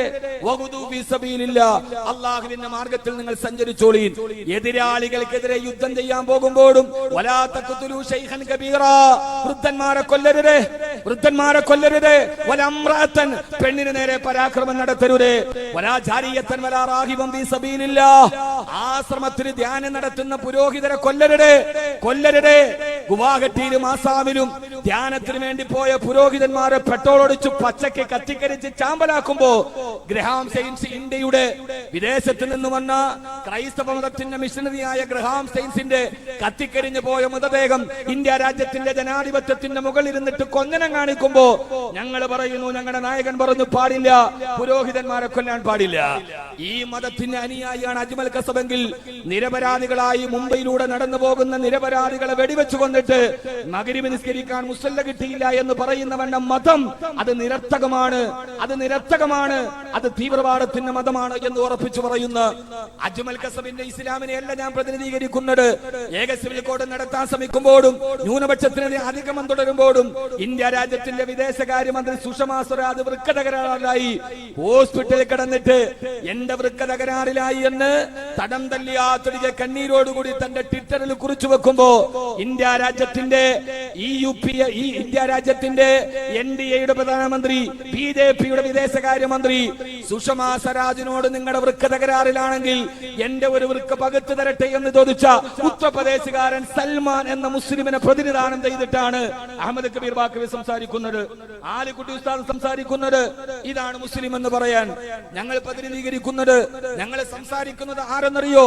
സായാഹ്നത്തിന് മുമ്പേ ബിർള മന്ദിരത്തിന്റെ പ്രാർത്ഥനാ മന്ദിരത്തിലേക്ക് കടന്നു ചെല്ലാൻ ഓടിച്ചെല്ലുന്ന പാവപ്പെട്ട കണ്ടാൽ ആരും സഹതാപത്തോടെ നോക്കുന്ന ഒരു ശിഷ്കിച്ച അരക്കൂട്ടിലേക്ക് പ്രണമിക്കാൻ എന്ന പേര് പറഞ്ഞ് കാലിലേക്ക് കുമ്പിട്ട് വീണ് ആ കുമ്പിട്ട് വീണ രാഷ്ട്രപിതാവിന്റെ നേരെ കാലെ കൂട്ടി കരുതി വെച്ചിരുന്ന കൈത്തോക്കിന്റെ കാഞ്ചി വലിച്ച് ആ മനുഷ്യന്റെ നെഞ്ചിലേക്ക് വെടിയുണ്ട വായിച്ച് അവസാന തൂക്കുമരത്തിലേക്ക് കയറപ്പെടുന്നതിന് മുമ്പ് നിനക്കിനി എന്ത് പറയാനുണ്ടെന്ന് ചോദിക്കവേ എനിക്ക് വസിയ്യത്ത് എഴുതാൻ ഒരു പേപ്പർ വേണമെന്ന് പറഞ്ഞ് വാങ്ങിച്ച പേപ്പറിന്റെ മുകളിൽ തന്റെ അന്ത്യാഭിലാഷം എഴുതിയിട്ടതിന്റെ താഴെ ഒപ്പിട്ടിട്ട് ഞാൻ ഒരു സനാതന ഹിന്ദു നാഥുറാം വിനായക് ഗോഡ്സെ എന്നെഴുതിയ രാഷ്ട്രപിതാവിന്റെ നെഞ്ചകത്തേക്ക് കാലെ കൂട്ടി കരുതി വെച്ച കൈത്തോക്കിന്റെ കാന്തി വലിച്ച ഗോഡ്സെയുടെ ഹൈന്ദവതയല്ല. അവിടെ മുഹമ്മദ് അലിയുടെ വീട്ടിൽ പോയി ഇന്ത്യയുടെ സ്വാതന്ത്ര്യത്തിന് വേണ്ടി ഉപവാസം ഇരിക്കുമ്പോ എനിക്ക് മുഹമ്മദ് അലിയുടെ വീട്ടിന്റെ ഉള്ളിൽ ഉപവാസം ഇരുന്നപ്പോഴാണ് എന്റെ മനസ്സിന് കരുത്ത് കിട്ടിയത് എന്ന് പറഞ്ഞ രാഷ്ട്രപിതാവ് മോഹൻദാസ് കരംചന്ദ് ഗാന്ധി പറഞ്ഞ ഹൈന്ദവതയാണ് ഞങ്ങൾ ഇഷ്ടപ്പെടുന്നത് എന്ന്, അതിനെയാണ് ഞങ്ങൾ പ്രതിനിധീകരിക്കുന്നത് എന്ന് പറഞ്ഞ് ആകാശ ലോകത്തിന്റെ ആകാശ നൗകയിലൂടെ കെട്ടിയിറക്കിയ സാമ്രാജ്യത്തിന്റെ ഏജന്റ് ഇന്ത്യയുടെ വിവിധ നഗരങ്ങളിൽ ബോംബിന്റെ സ്ഫോടനം നടത്തി നൂറുകണക്കിന് ആളുകൾ പിടഞ്ഞു മരിച്ച് അവസാനം വിചാരണയ്ക്ക് വേണ്ടി കൊണ്ടുവന്ന് കോടതിയിൽ വരുമ്പോ കോടതിയിൽ കൊടുത്ത സത്യവാങ്മൂലത്തിൽ എല്ലാ ഞായറാഴ്ചയും പള്ളിയിൽ പോയി കുർബാന നടത്തുന്ന സത്യക്രിസ്ത്യാനിയാണ് ഞാൻ ഡേവിഡ് കോൾമാൻ ഹെഡ്ലി എന്ന് എഴുതി വെച്ച ഇന്ത്യ രാജ്യത്തിൽ ആകാശ നൗകയിലൂടെ ഇറക്കി വെച്ച സാമ്രാജ്യത്തെ ഏജന്റ് ആയിരക്കണക്കിന് ആളുകളെ കൊന്നൊടുക്കിയ ഡേവിഡ് കോൾമാൻ ഹെഡ്ലി പറഞ്ഞു, ഞാൻ ഞായറാഴ്ച പള്ളിയിൽ പോയി കുർബാന നടത്തുന്ന ക്രിസ്ത്യാനിയാണ് ഞാൻ, അതിനെയല്ല ഞങ്ങൾ ഇഷ്ടപ്പെടുന്നത്. അത്യുന്നതങ്ങളിൽ ദൈവത്തിന് സ്തുതി, ഭൂമിയിൽ സന്മനസ്സുള്ളവർക്ക് സമാധാനം, ഈ ഭൂമിയിൽ നല്ല മനസ്സുള്ളവർക്ക് സമാധാനമുണ്ട് എന്ന് ലോകത്തോട് പറയുന്ന ആസാമിലെയും ഗുവാഹട്ടിയിലെയും മേഘാലയയിലെയും ആദിവാസി പറമ്പിലൂടെ കടന്നുപോയി തന്റെ മുമ്പിലേക്ക് കാട്ടമെറിഞ്ഞവരോട് ആ എറിഞ്ഞ കാട്ടം ഒരു പച്ചില കൊണ്ട് പെറുക്കി നടന്നുപോയ മദർ തെരേസ എന്ന ക്രൈസ്തവ മുഖത്തെയാണ് ഞങ്ങൾ ഇഷ്ടപ്പെടുന്നത് എന്ന് ഓർമ്മിപ്പിച്ചുകൊണ്ട് ഞാൻ പറയുന്നത് ഇതൊരു തീവ്രവാദത്തിന്റെ പ്രസംഗമല്ല, ഇതൊരു സത്യാസത്യ വ്യവച്ഛേദനത്തിന്റെ ധർമാധർമ്മ വ്യതിരക്തതയുടെ പറയാനുള്ളത് പറയാൻ നമുക്ക് കഴിയണം. വിധേയത്വം പാടില്ല. നമ്മെ സംബന്ധിച്ചോളം നേരിട്ട് കാണുമ്പോൾ കയ്യിൽ തട്ടിയുള്ള സൗഹൃദമാവാം, പക്ഷേ നേരിൽ കാണുമ്പോൾ കാലിൽ കമിഴ്ന്നു വീടുന്ന വിധേയത്വം അത് നമുക്ക് അന്യമാണ് എന്ന് പറഞ്ഞുകൊണ്ട് നേരിൽ കാണുമ്പോഴുള്ള കയ്യിൽ തട്ടിയുള്ള സൗഹൃദമാവാം, പക്ഷേ നേരിൽ കാണുമ്പോൾ കാലിൽ കമിഴ്ന്നു വീണ് ഒരു വിനീത വിധേയന്റെ വിഡ്ഢിവേഷം കെട്ടുന്ന വിധേയത്വം എപ്പോഴും അപകടകരമാണ് എന്ന് തിരിച്ചറിഞ്ഞത് കൊണ്ടാണ് ആ വിഡ്ഢിവേഷം കിട്ടാൻ നമുക്ക് കഴിയാത്തത്. ആദരവായ പ്രവാചകൻ നബി മുഹമ്മദ് മുസ്തഫ അതുകൊണ്ടാണ് പ്രതികരിക്കുന്നത്. പക്ഷേ പ്രതികരിക്കുന്നവനെ പ്രതിയോഗി എന്ന് കരുതി പ്രതിയാക്കി പ്രതികാരം തീർക്കുന്ന പ്രജാപതികളോട് ഈ പ്രതികരണം എന്നും സമാധാനത്തിന്റെയും ജനാധിപത്യത്തിന്റെയും ഭാഷയിൽ പറയാൻ നമുക്ക് കഴിയേണ്ടതുണ്ട്. അള്ളാഹു മനസ്സിലാക്കാൻ നമുക്ക് തൗഫീഖ് നൽകി അനുഗ്രഹിക്കട്ടെ. ഏക സിവിൽ കോഡ് നിലവിൽ വന്നാൽ എന്റെ വാദം പ്രതീക്ഷിച്ചിട്ട് ഇരിക്കുന്നിരിക്കും. അവസാനം ഞാൻ പറയാം. ഒരു ശരീഅത്ത് സംരക്ഷണം പറയുമ്പോ എന്താണ് ശരീഅത്ത്, ഏതാണ് ശരീഅത്ത്? ഒരാൾ മരിച്ചാൽ അവനെ കൊണ്ടുപോയി വെള്ളത്തുണിയിട്ട് മൂടി അവനെ തൽക്കീനോദി യാസീനോദി ദുആ ചെയ്ത് പള്ളിയിൽ കൊണ്ടുപോയി കബറടക്കി അവിടെ ഇരുന്ന് തൽക്കീനോദി ദുആ ചെയ്ത് തിരിച്ചു വരിക. ഏക സിവിൽ കോഡ് വന്നാൽ ഹൈന്ദവ ആചാരം പോലെ അല്ലെങ്കിൽ മറ്റൊരാചാരം പോലെ ഇന്ത്യയിൽ മരിക്കുന്ന മുഴുവൻ ആളുകളെയും വിറക് കൂട്ടിയിട്ട് അതിന്റെ മുകളിൽ കത്തിക്കരുതി ചാമ്പലാക്കി ചിത കൊണ്ടുപോയി നദിയിലെറിയണമെന്ന് നിയമം വന്നാൽ ഇസ്ലാമിക സമൂഹത്തെ സംബന്ധിച്ചോളം അത് അവരുടെ മതത്തിന്റെ ഭാഗമാണ്, ആചാരത്തിന്റെ ഭാഗമാണ്, അനുഷ്ഠാനത്തിന്റെ ഭാഗമാണ്. ഈ അനുഷ്ഠാനത്തിന്റെ ഭാഗത്തിലേക്ക് വിട്ടുകൊടുക്കാൻ നമുക്ക് കഴിയില്ല എന്നത് തന്നെയാണ്. ഏക സിവിൽ കോഡ് നടപ്പാക്കണമെന്ന് പറയുമ്പോ ഭരണാധികാരികൾ പറയുന്നത് ഏത് സിവിൽ കോഡാണ് നിങ്ങൾ നടപ്പാക്കുന്നത്? ഏക സിവിൽ കോഡാണ് നടപ്പാക്കുക. ആരുടെ സിവിൽ കോഡ്? ഈ ഇന്ത്യയിൽ മുഴുവനും മുസ്ലിമീങ്ങളുടെ ആചാരമോ? അതല്ല ഇന്ത്യയിലുള്ള മുഴുവൻ ആളുകൾക്ക് ഹിന്ദുക്കളുടെ ആചാരമോ? അതല്ല ഇന്ത്യയിൽ മുഴുവൻ ആളുകൾക്കും ക്രിസ്ത്യാനികളുടെ ആചാരമോ? ഈ നടപ്പാക്കാൻ പോകുന്ന ഏക സിവിൽ കോഡ് ഏതാണ്? അത് പറയണ്ടേ? സിനിമാ നടൻ കമൽ പറഞ്ഞതുപോലെ അദ്ദേഹത്തിനോട് നമുക്ക് ധാർമ്മികപരമായി ആദർശപരമായി അദ്ദേഹത്തോട് യാതൊരുവിധ അനുകൂലവും നമുക്കില്ല. എന്നാലും അദ്ദേഹം ചോദിച്ചൊരു ചോദ്യമുണ്ട്, ഞങ്ങളെയൊക്കെ പുറത്താക്കിയിട്ട് നിങ്ങൾ ഈ രാജ്യം എന്ത് ചെയ്യാൻ പോകുന്നു എന്ന്. സിനിമാ സംവിധായകൻ കമലിനോട് നമുക്ക് യാതൊരുവിധ താല്പര്യവും അദ്ദേഹത്തിന്റെ ഒന്നിനോട് നമുക്കില്ല. പക്ഷെ അദ്ദേഹം ചോദിച്ചൊരു പ്രസക്തമായ ചോദ്യമുണ്ട്, ഞങ്ങളെ മുഴുവനും ദേശദ്രോഹികളാക്കി പുറത്താക്കിയിട്ട് നിങ്ങൾ ഈ രാജ്യത്ത് എന്ത് ചെയ്യാൻ പോകുന്നു, എന്താക്കാൻ വേണ്ടി പോകുന്നു? അതൊരു പ്രസക്തമായ ചോദ്യമല്ലേ? നമ്മെ സംബന്ധിച്ചോളം നമുക്കിവിടെ വേണ്ടത് നാം ഇവിടെ ജീവിച്ചു വന്ന ബഹുസ്വരതയാണ്, നാം ഇവിടെ ജീവിച്ചു തന്ന നമ്മുടെ സൗഹാർദ്ദങ്ങളാണ്. ആ സൗഹാർദ്ദത്തിന്റെ അന്തരീക്ഷങ്ങൾ പോറലേൽക്കാൻ നമുക്ക് കഴിയില്ല എന്ന് രാമായണം മുഴുവനും ഈ പള്ളികളുടെ വരാന്തകളിൽ കിടന്നുറങ്ങിയ ഹൈന്ദവരെ പോലെ രാമായണം മുഴുവനും തിരൂര തുഞ്ചത്തെടുത്തച്ഛന്റെ വാക്കുകളിലൂടെ മലയാളികൾ വായിച്ചു കൊണ്ടിരിക്കുമ്പോ ഉത്തരേന്ത്യയിലെ ആളുകൾ രാമായണം വായിച്ച ഒരു വാക്കുണ്ട്, തുളസീദാസിന്റെ വാക്കുകൾ. ആ തുളസീദാസ് എന്താണ് പറഞ്ഞത്? ദൂത് കഹോ അവ ദൂത് കഹോ, രജ്പുത്ത് കഹോ, യൂസ് കഹോ, ദൂത് കഹോ അവ ദൂത് കഹോ. എന്നെ നിങ്ങൾ ദൂതൻ എന്ന് വിളിച്ചോളൂ, അവധൂതൻ എന്ന് വിളിച്ചോളൂ. രജപുത്ത് കഹോ, എന്നെ വേണമെങ്കിൽ നിങ്ങൾ എന്നെ രജപുത്രൻ എന്ന് വിളിച്ചോളൂ, അതല്ലെങ്കിൽ നിങ്ങൾ എന്നെ സന്യാസി എന്ന് വിളിച്ചോളൂ. ഏതക്ഷരം കൊണ്ട് എന്നെ വിളിച്ചാലും എനിക്ക് പ്രശ്നമില്ല. കാരണം എന്റെ മകൾക്ക് വരനെ നേടിയിട്ട് ഞാൻ അന്വേഷിച്ചു പോകുന്നില്ല. എന്റെ മകൾക്ക് വരനെ അന്വേഷിച്ച് ഞാൻ പോകുമ്പോഴല്ലേ എന്റെ ജാതി ഏതും മതമേതെന്ന് നിങ്ങൾക്ക് ചോദിക്കേണ്ടതുള്ളൂ. തുളസീദാസിന്റെ വാക്കുണ്ട്. തുളസീദാസ് പറയാൻ എന്നെ നിങ്ങൾ എന്ത് വേണമെങ്കിലും വിളിച്ചോ, പക്ഷേ മസ്ജിദ് മേരഹേ, ഞാൻ കിടക്കുന്നത് മസ്ജിദിന്റെ വരാന്തയിലാണ്, ഞാൻ കിടന്നിറങ്ങുന്നത് പള്ളിയുടെ വരാന്തയിലാണ്. ഉത്തരേന്ത്യയുടെ പള്ളിയുടെ വരാന്തയിൽ ഇരുന്ന് രാമായണം എഴുതിയ തുളസീദാസിന്റെ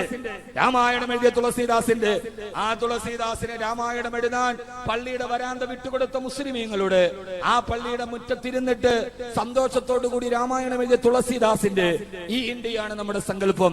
ഈ വിട്ടുവീഴ്ചകളുടെ ഉദാരതകളുടെ ജീവിതത്തിന്റെ മുഴുവനും ജീവിതത്തിന്റെ ബഹുസ്വരതകളെ ബഹുവർണ്ണങ്ങളെ പരസ്പരം തിരിച്ചറിയാൻ കഴിയുന്ന ഒരു സൗഹൃദത്തിന്റെ സമൂഹത്തിന് വേണ്ടിയാണ് നാം ഇവിടെ ഒരുമിച്ച് കൂടുന്നത്. അതുകൊണ്ട് ഇന്ത്യയുടെ സാഹോദര്യം നമുക്ക് സംരക്ഷിക്കപ്പെടേണ്ടതുണ്ട്.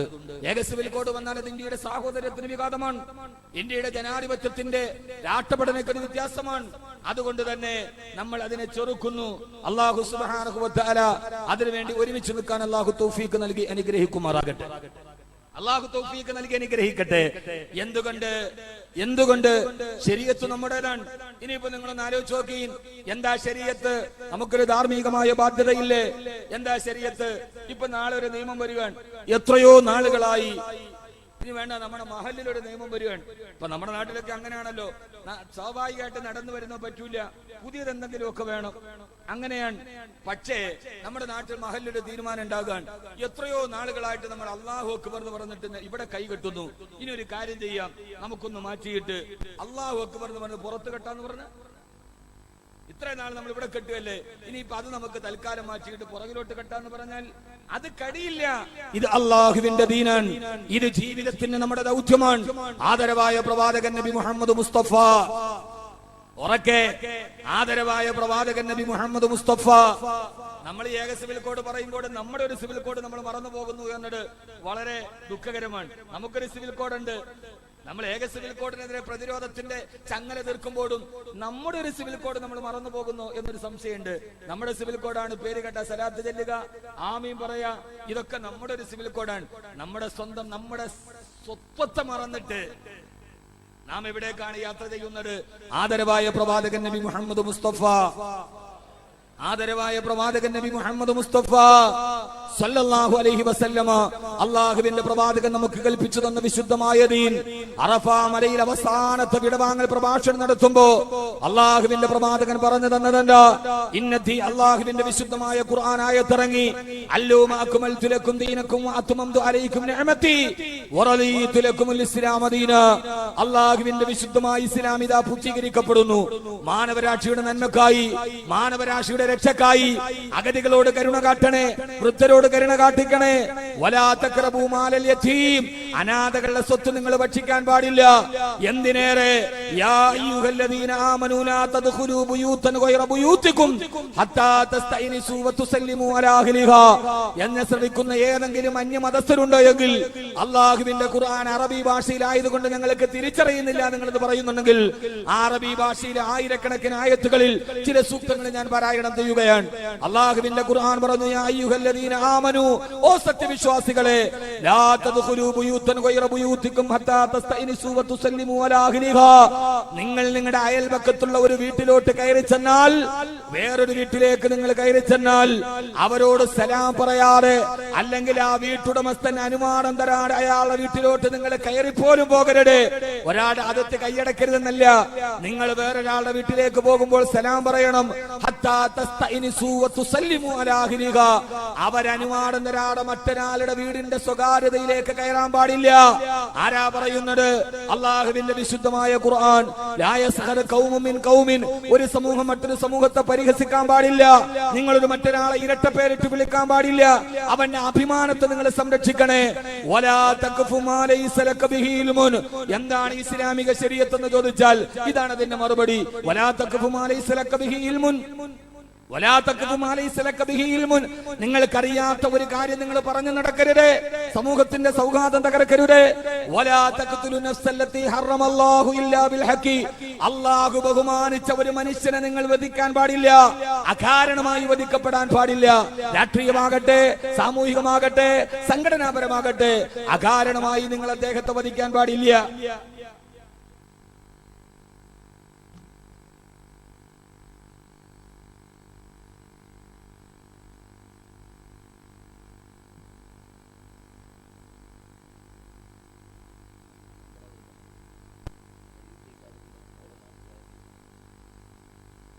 അല്ലാഹു മഹാനായ ഉസ്താദുകൾക്ക് ആരോഗ്യത്തോടെ ദീർഘായുസ്സ് നൽകട്ടെ.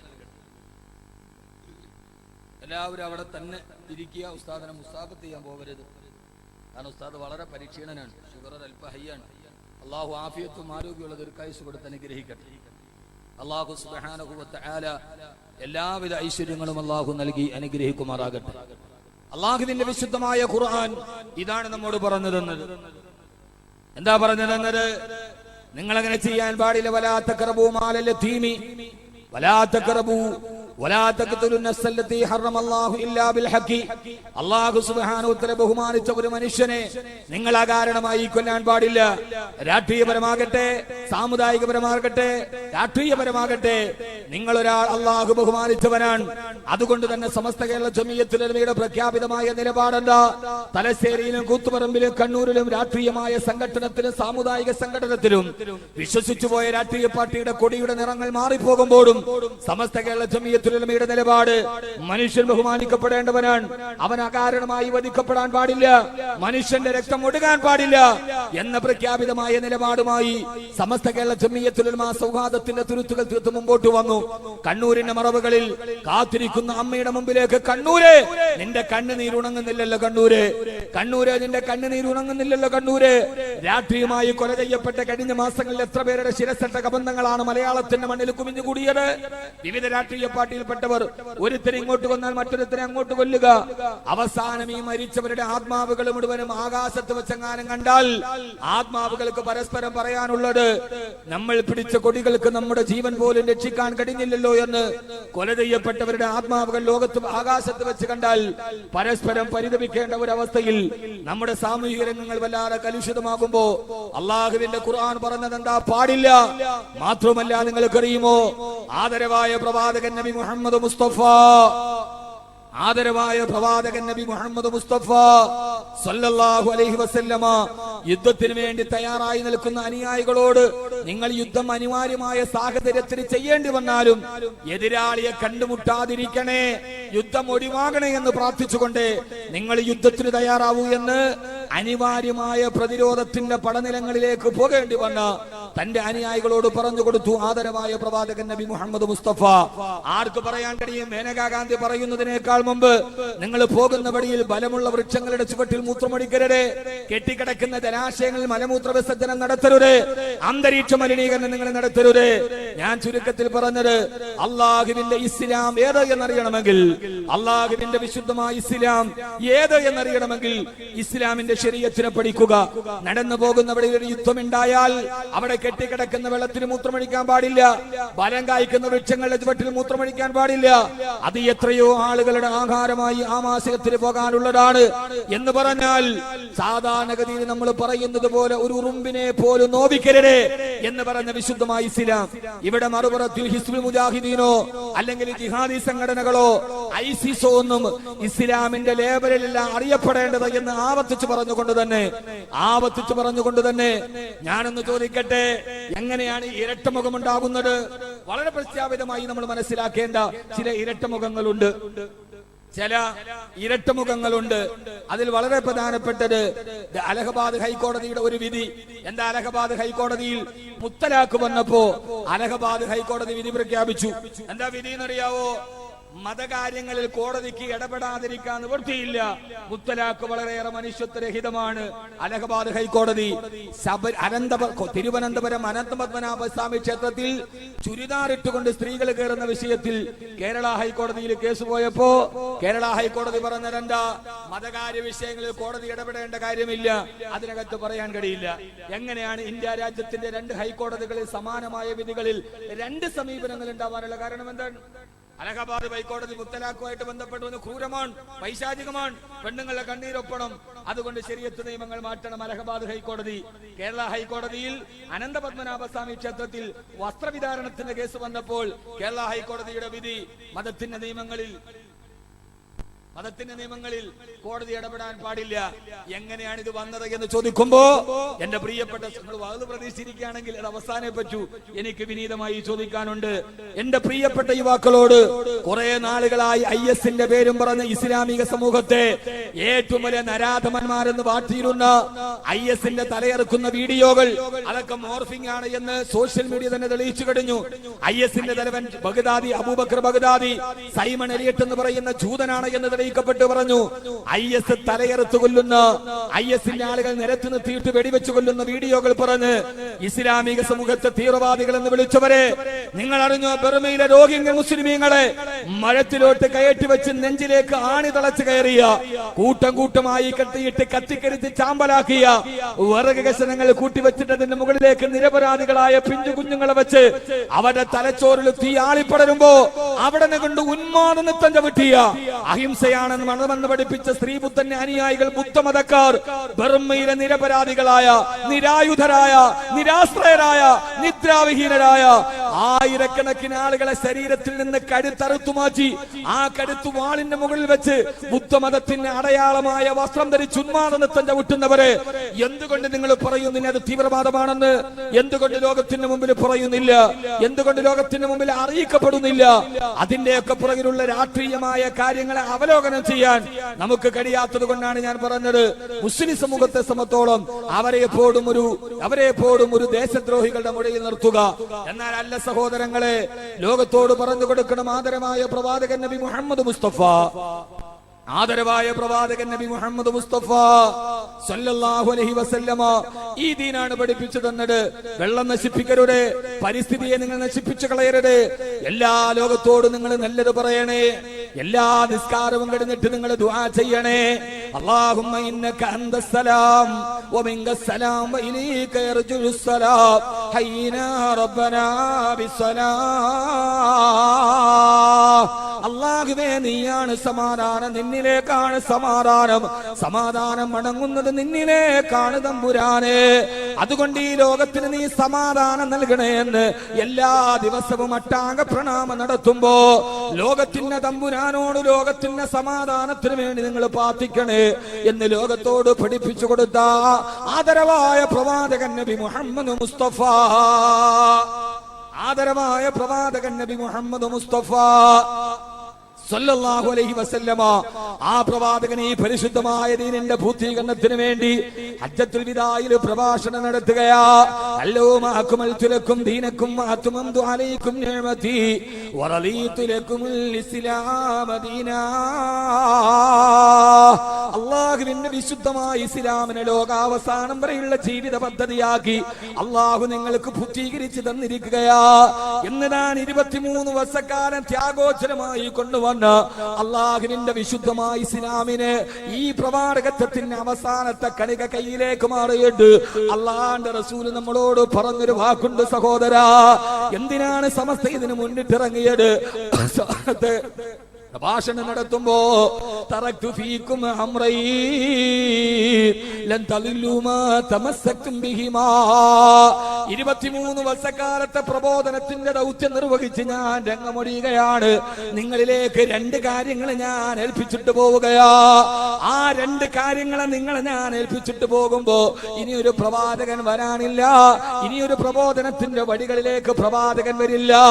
ഞാൻ നിങ്ങളെ 2 കാര്യങ്ങൾ ഏൽപ്പിക്കുകയാ. അണപ്പല്ല് കൊണ്ട് നിങ്ങൾ അതിനെ മുറുകെ പിടിക്കണേ. എന്നെ കേൾക്കാനത്തിന്റെ പ്രിയപ്പെട്ട മുസ്ലിം ചെറുപ്പക്കാരോട് അണപ്പല്ല് കൊണ്ട് നിങ്ങൾ അതിനെ മുറുകെ പിടിക്കണേ. മുൻപല്ല് കൊണ്ട് കടിച്ചു പിടിച്ചാൽ പ്രതിയോഗിക്കത് വലിച്ചെടുക്കാൻ എളുപ്പമാണ്. അണപ്പല്ല് കൊണ്ട് മുറുകെ പിടിച്ചാലോ അത് പ്രതിയോഗിക്ക് വലിച്ചെടുക്കാൻ കഴിയില്ല. അണപ്പല്ല് കൊണ്ട് നിങ്ങൾ മുറുകെ പിടിക്കണേ. അത് മറ്റൊന്നുമല്ല, കിതാബല്ലാഹ് വസുന്നത റസൂലിഹി. കിതാബ് അല്ലാഹ് അല്ലാഹുവിന്റെ വിശുദ്ധമായ ഖുർആനാ. 2 വസുന്നത റസൂലിഹി, അല്ലാഹുവിന്റെ പ്രവാചകന്റെ ചര്യയാണത്. അല്ലാഹുവിന്റെ പ്രവാചകൻ ഹജ്ജത്തുൽ വിദായിൽ നമ്മുടെ കയ്യിലേക്ക് നൽകിയ അണപ്പല്ല് കൊണ്ട് മുറുകെ പിടിക്കണേ. ഒന്ന് വിശുദ്ധ ഖുർആനാണ്. ആ ഖുർആനിന്റെ പേരുള്ള കടന്ന കയറ്റമാണ് ഏക സിവിൽ കോഡ്. വസുന്നത റസൂലിഹി, മറ്റൊന്ന് അല്ലാഹുവിന്റെ റസൂലിന്റെ സുന്നത്താണ്. അതിന്റെ പേരിലുള്ള കടന്ന കയറ്റമാണ് മുത്തലാഖ്. ഖുർആനിന് സുന്നത്തിനുമെതിരെ പ്രതിലോമകാരികൾ വരുമ്പോ നിങ്ങൾ അതിനെ അണപ്പല്ല് കൊണ്ട് മുറുകെ പിടിക്കണേ. അള്ളാഹുവിന്റെ ദീൻ ഏത് സമയത്ത് അപകടത്തിലാകുന്നുവോ ആ സമയത്ത് നിങ്ങൾ ഏതവസ്ഥയിലാണെങ്കിലും നിങ്ങൾ മുമ്പോട്ട് വരണേ. അതുകൊണ്ടായിരുന്നു മഹാനായ അബൂ തൽഹത്തുൽ അൻസാരി റളിയല്ലാഹു അൻഹു എങ്ങനെയാ നമുക്ക് കിടന്നാൽ ഉറക്കം വരിക? ബദറിന്റെയും ഉഹദിന്റെയും ഖന്തക്കിന്റെയും ഖൈബറിന്റെയും മണ്ണുകള് കൈകാലുകൾ വെട്ടിയെറിയപ്പെട്ടിട്ട് തന്റെ മക്കളെ യതീമീങ്ങളാക്കിയ, തങ്ങളുടെ ഭാര്യമാരെ അനാഥകളാക്കിയ ഉഹദിന്റെ രണാങ്കണത്തിൽ മുസ്ലിമീങ്ങളുടെ പരാജയത്തിന്റെ ശബ്ദം കേൾക്കുമ്പോ മണിയറയിലെ കിടന്നുറങ്ങുന്ന പ്രിയപ്പെട്ട മണമാറ്റത്തിന്റെ ഇടത്തെ കൈകൊണ്ട് തട്ടിമാറ്റി വലത്തെ കൈകൊണ്ട് അള്ളാന്റെ റസൂലിന്റെ ദീനപകടത്തിലാകുമ്പോ ഞാൻ മണിയറയിൽ എന്ന മണമാട്ടിയുടെ ശരീരത്തോട് കെട്ടിപ്പിടിച്ച് രസിക്കാനോ എന്ന് പറഞ്ഞ് തുടവാളെടുത്തിട്ട് ഉഹദിന്റെ രണാങ്കണത്തിൽ 80 കഷണങ്ങളായി വെട്ടിമുറിക്കപ്പെട്ട മഹാനായ ഹംസ റളിയല്ലാഹു റളിയല്ലാഹു തആല അൻഹുവിനെ പോലെ അല്ലാഹുവിന്റെ ദീൻ അപകടത്തിലാകുമ്പോ എങ്ങനെയാണ് സഹോദരങ്ങളെ ശപിക്കപ്പെട്ട നിഷ്ക്രിയത്വത്തിന്റെ ഇരുണ്ട തുരുത്തുകൾ ചിന്താശേഷി പണയപ്പെടുത്തിയിട്ട് നമുക്ക് എങ്ങനെയാണ് വീട്ടിലുറങ്ങാൻ കഴിയുക? മഹാനായ അബൂ തൽഹ റളിയല്ലാഹു തആല വീട്ടിലിരിക്കുമ്പോഴാണ് സ്വന്തം മകൻ ഇരുന്നു കൊണ്ട് ഖുർആൻ പാരായണം ചെയ്യുന്നത്. ഇൻഫിറൂ ഖിഫാഫൻ സിഖാലാ ഇൻഫിറൂ ഖിഫാഫൻ സിഖാലാ. നിങ്ങൾ അവശതയുള്ളവരാകട്ടെ അവശതയില്ലാത്തവരാകട്ടെ, നിങ്ങൾ യുവാവാകട്ടെ വൃദ്ധനാകട്ടെ, അല്ലാഹുവിന്റെ ദീനിന് വേണ്ടി നിങ്ങൾ എന്തേ പൊട്ടിപ്പുറപ്പെടാത്തത്? ഈ ആയത്തിറങ്ങിയപ്പോ തന്റെ മകൻ വീട്ടിൽ നിന്നിട്ട് ആയത്തോറുമ്പോ 80 വയസ്സുണ്ട് മഹാനായ അബൂ തൽഹ റളിയല്ലാഹു അൻഹുവിനോട് അബൂ തൽഹ റളിയല്ലാഹു തആല മകനോട് പറഞ്ഞു, മകനെ ജകിസൂനി, എന്നെ ഒന്ന് തയ്യാറാക്കുമോനെ. എന്തിനാണുപ്പാ? അല്ലാഹുവിന്റെ ഖുർആൻ പറഞ്ഞതെന്താ? ഇൻഫിറൂ ഖിഫാഫൻ സിഖാലാ. ശക്തി ഉണ്ടാകട്ടെ ഇല്ലാതിരിക്കട്ടെ, അല്ലാഹുവിന്റെ ദീനിന്റെ സംരക്ഷകരാവുക. ഉപ്പാ, നിങ്ങൾക്ക് 80 വയസ്സായിട്ട് വാർദ്ധക്യത്തിന്റെ അകാല സമയത്തല്ലേ? ഇല്ല മോനെ, അല്ലാഹുവിന്റെ ഖുർആൻ കേട്ടിട്ടിരിക്കാൻ കഴിയില്ല. എന്റെ പ്രിയപ്പെട്ട സഹോദരങ്ങളോട് സഹോദരിമാരോട് 80 വയസ്സുള്ള അബൂ തൽഹ റളിയല്ലാഹു തആല ആയുധമെടുത്ത് നേരെ പോയത് റോമൻ സൈന്യത്തിന്റെ പടപ്പുറപ്പാട്ടിലേക്ക്. അന്ന് റോമയുമായി മുസ്ലിമീങ്ങൾ യുദ്ധം ചെയ്യുകയാണ്. അന്ന് ആദ്യമായി യുദ്ധം നടക്കുന്നത് കപ്പലിലാണ്.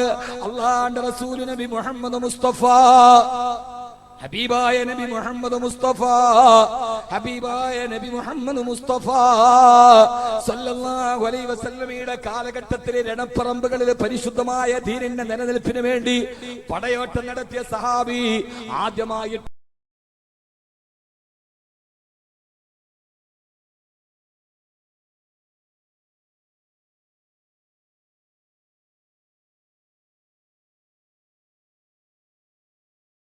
കടലിൽ യുദ്ധം നടക്കാണ്. മെഡിറ്ററേനിയൻ കടലിൽ പോയി അബൂ തൽഹ റളിയല്ലാഹു തആല യുദ്ധം ചെയ്ത് അവസാനം രോഗബാധിതനായി ആ കപ്പലിന്റെ മുകൾ തട്ടിൽ നടന്ന യുദ്ധത്തിൽ മഹാനവറുകളെ ഷഹീദായി. സഹാബത്ത് നോക്കുമ്പോ അബൂ തൽഹ റളിയല്ലാഹു അൻഹുവിന്റെ മയ്യത്തടക്കാൻ സൗകര്യമില്ല. തിരമാലകളാ നടിക്കുന്ന സമുദ്രത്തിന്റെ മുകളിൽ എങ്ങനെയാ തബറടക്കുക? അവസാനം അവരെന്ത് ചെയ്തെന്നറിയോ? ഒരു കപ്പലിന്റെ കെട്ടടിച്ചിട്ട് മഹാനായ അബൂ തൽഹ റളിയല്ലാഹു അൻഹുവിന്റെ മൃതദേഹവും വെച്ച് അവര് നേരെ കടലിലൂടെ യാത്ര തിരമാലകളുടെ മുകളിലൂടെ ഒരു ദ്വീപ് കണ്ടാൽ അവിടെ കബറ് കുടിക്കാ. 10 ദിവസത്തോളം മെഡിറ്ററേനിയൻ കടലിന്റെ തിരമാലകളുടെ മുകളിലൂടെ അബൂ തൽഹ റളിയല്ലാഹു അൻഹു എന്ന 80 വയസ്സുകാരന്റെ മയ്യത്ത് വഹിച്ചുകൊണ്ട് യാത്രയായി. പക്ഷേ ഞാനൊന്ന് ചോദിക്കട്ടെ, 10 ദിവസം കഴിഞ്ഞിട്ട് ചരിത്രത്തിൽ കാണാം അബൂ തൽഹ റളിയല്ലാഹു തആല നിന്റെ മയ്യത്തിന് കേടുവന്നില്ല. ശാലീന സൗന്ദര്യത്തോടെ ഉറങ്ങുന്നവന്റെ പോലെ മഹാനായ അബൂ തൽഹ റളിയല്ലാഹു അൻഹു ഉറങ്ങിക്കിടന്നു. അവസാനം മെഡിറ്ററേനിയൻ കടലിന്റെ തീരത്തൊരു ദ്വീപിലെ കപ്പലണഞ്ഞു. സഹാബത്ത് അവിടെ പോയി ഖബറിൽ കുഴിച്ചിട്ട് 80 വയസ്സുകാരനായ ഇൻഫിറൂ ഖിഫാഫൻ സിഖാലാ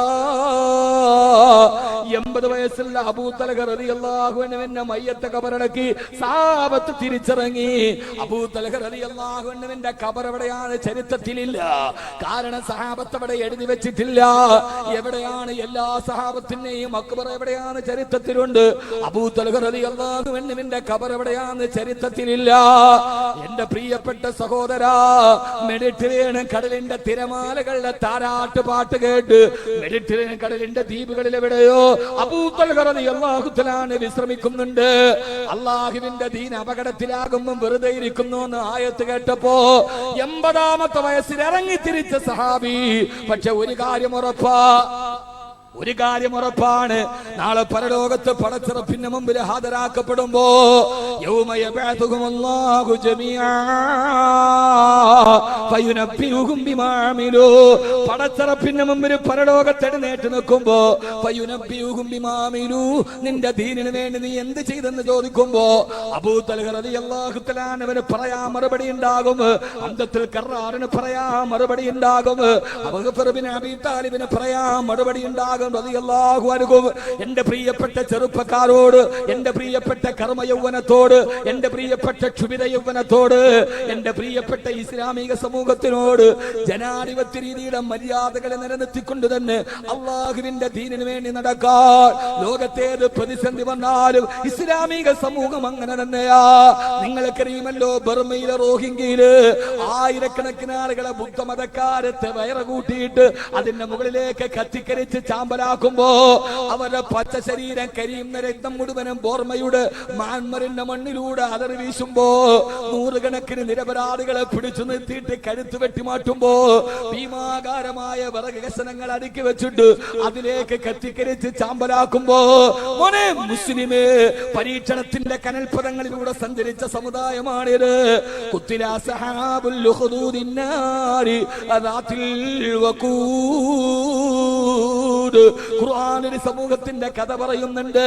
തീക്കൊള്ളികള് വിറക് കൊള്ളികളെ ചാരി വെച്ചിട്ട് അതിന്റെ മുകളിൽ കത്തിക്കരിച്ച് ചാമ്പലാക്കിയിട്ടും ഉഖ്ദൂദിൻ നാരി അദാത്തിൽ വഖൂദ്, അല്ലാഹുവിന്റെ ദീനിൽ നിന്ന് അനങ്ങണ പോലെ ചലിക്കാതിരുന്ന ഒരു സമൂഹത്തിന്റെ കഥ ഖുർആൻ പറയുമ്പോ മ്യാൻമറിലെ സഹോദരങ്ങളെ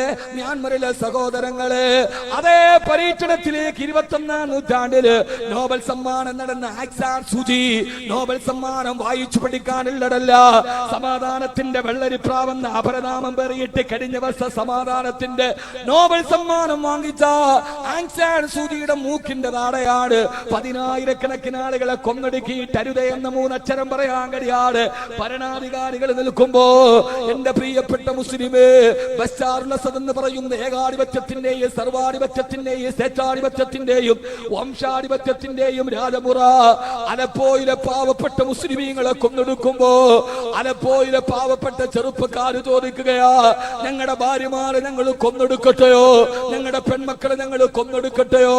ബശാറുൽ അസദിന്റെ പട്ടാളം വന്നിട്ട് ഭർത്താക്കന്മാരെ തൂണിൽ കെട്ടിയിട്ട് ഭാര്യയെയും പെൺമക്കളെയും അവരുടെ കൺമുമ്പിൽ ചെന്ന് മാനഭംഗം ചെയ്ത് കൊല്ലുമ്പോ ഭർത്താവിനെ നിരോധനായി കെട്ടിയിട്ടിട്ട് അവരുടെ മുമ്പിൽ കിടന്ന് പാവപ്പെട്ട പെൺമക്കളെയും ഭാര്യയെയും മാനഭംഗം ചെയ്യുമ്പോ പാവപ്പെട്ട പെൺമക്കൾ ഉപ്പാണ്ട് വിളിക്കുമ്പോ ചങ്ങലക്കെട്ടിന്റെ ഉള്ളിൽ നിന്ന് പുറത്തു വരാൻ കഴിയാറ് പാവപ്പെട്ട അലപ്പോയിലെ ചെറുപ്പക്കാര് ചോദിക്കുകയാ, ലോക സമൂഹമേ ഞങ്ങളുടെ ഭാര്യമാരെ ഞങ്ങളെ വിഷം കൊന്നു കൊല്ലട്ടെയോ?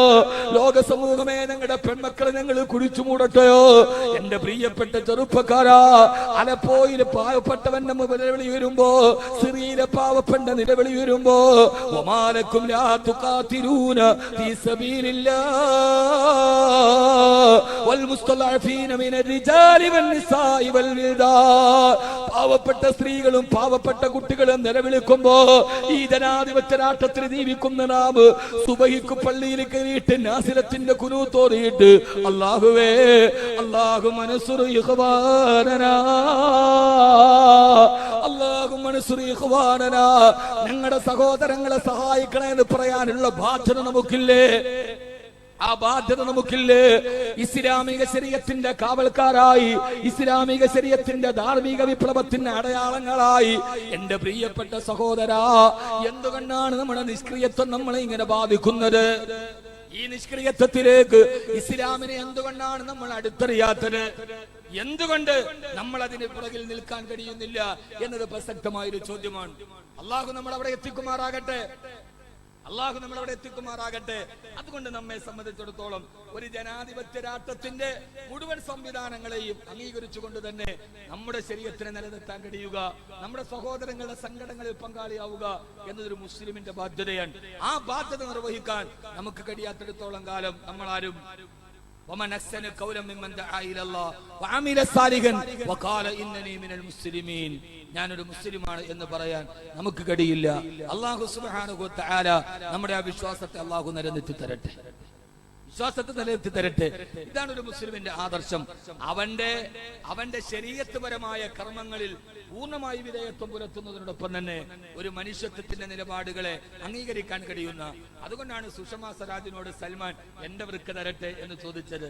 അതൊരു മനുഷ്യത്വപരമായ നിലപാടാണ്. അതൊരു സമൂഹത്തിന്റെ ബഹുസ്വരതയെ അംഗീകരിക്കുന്ന മുസ്ലിമിന്റെ വ്യക്തിത്വത്തിന്റെ വിശ്വാസത്തിന്റെ ധവളപ്രകാശത്തിന്റെ അടയാളം കൂടിയാണ്. അതാണ് മുസ്ലിം. അള്ളാഹു നമ്മൾ അങ്ങനെ ആക്കി തരട്ടെ, അള്ളാഹു അങ്ങനെ ആക്കി തരട്ടെ. മുത്തലാഖ് എന്ന് പറയുന്നത് എന്താണ്? സ്ത്രീ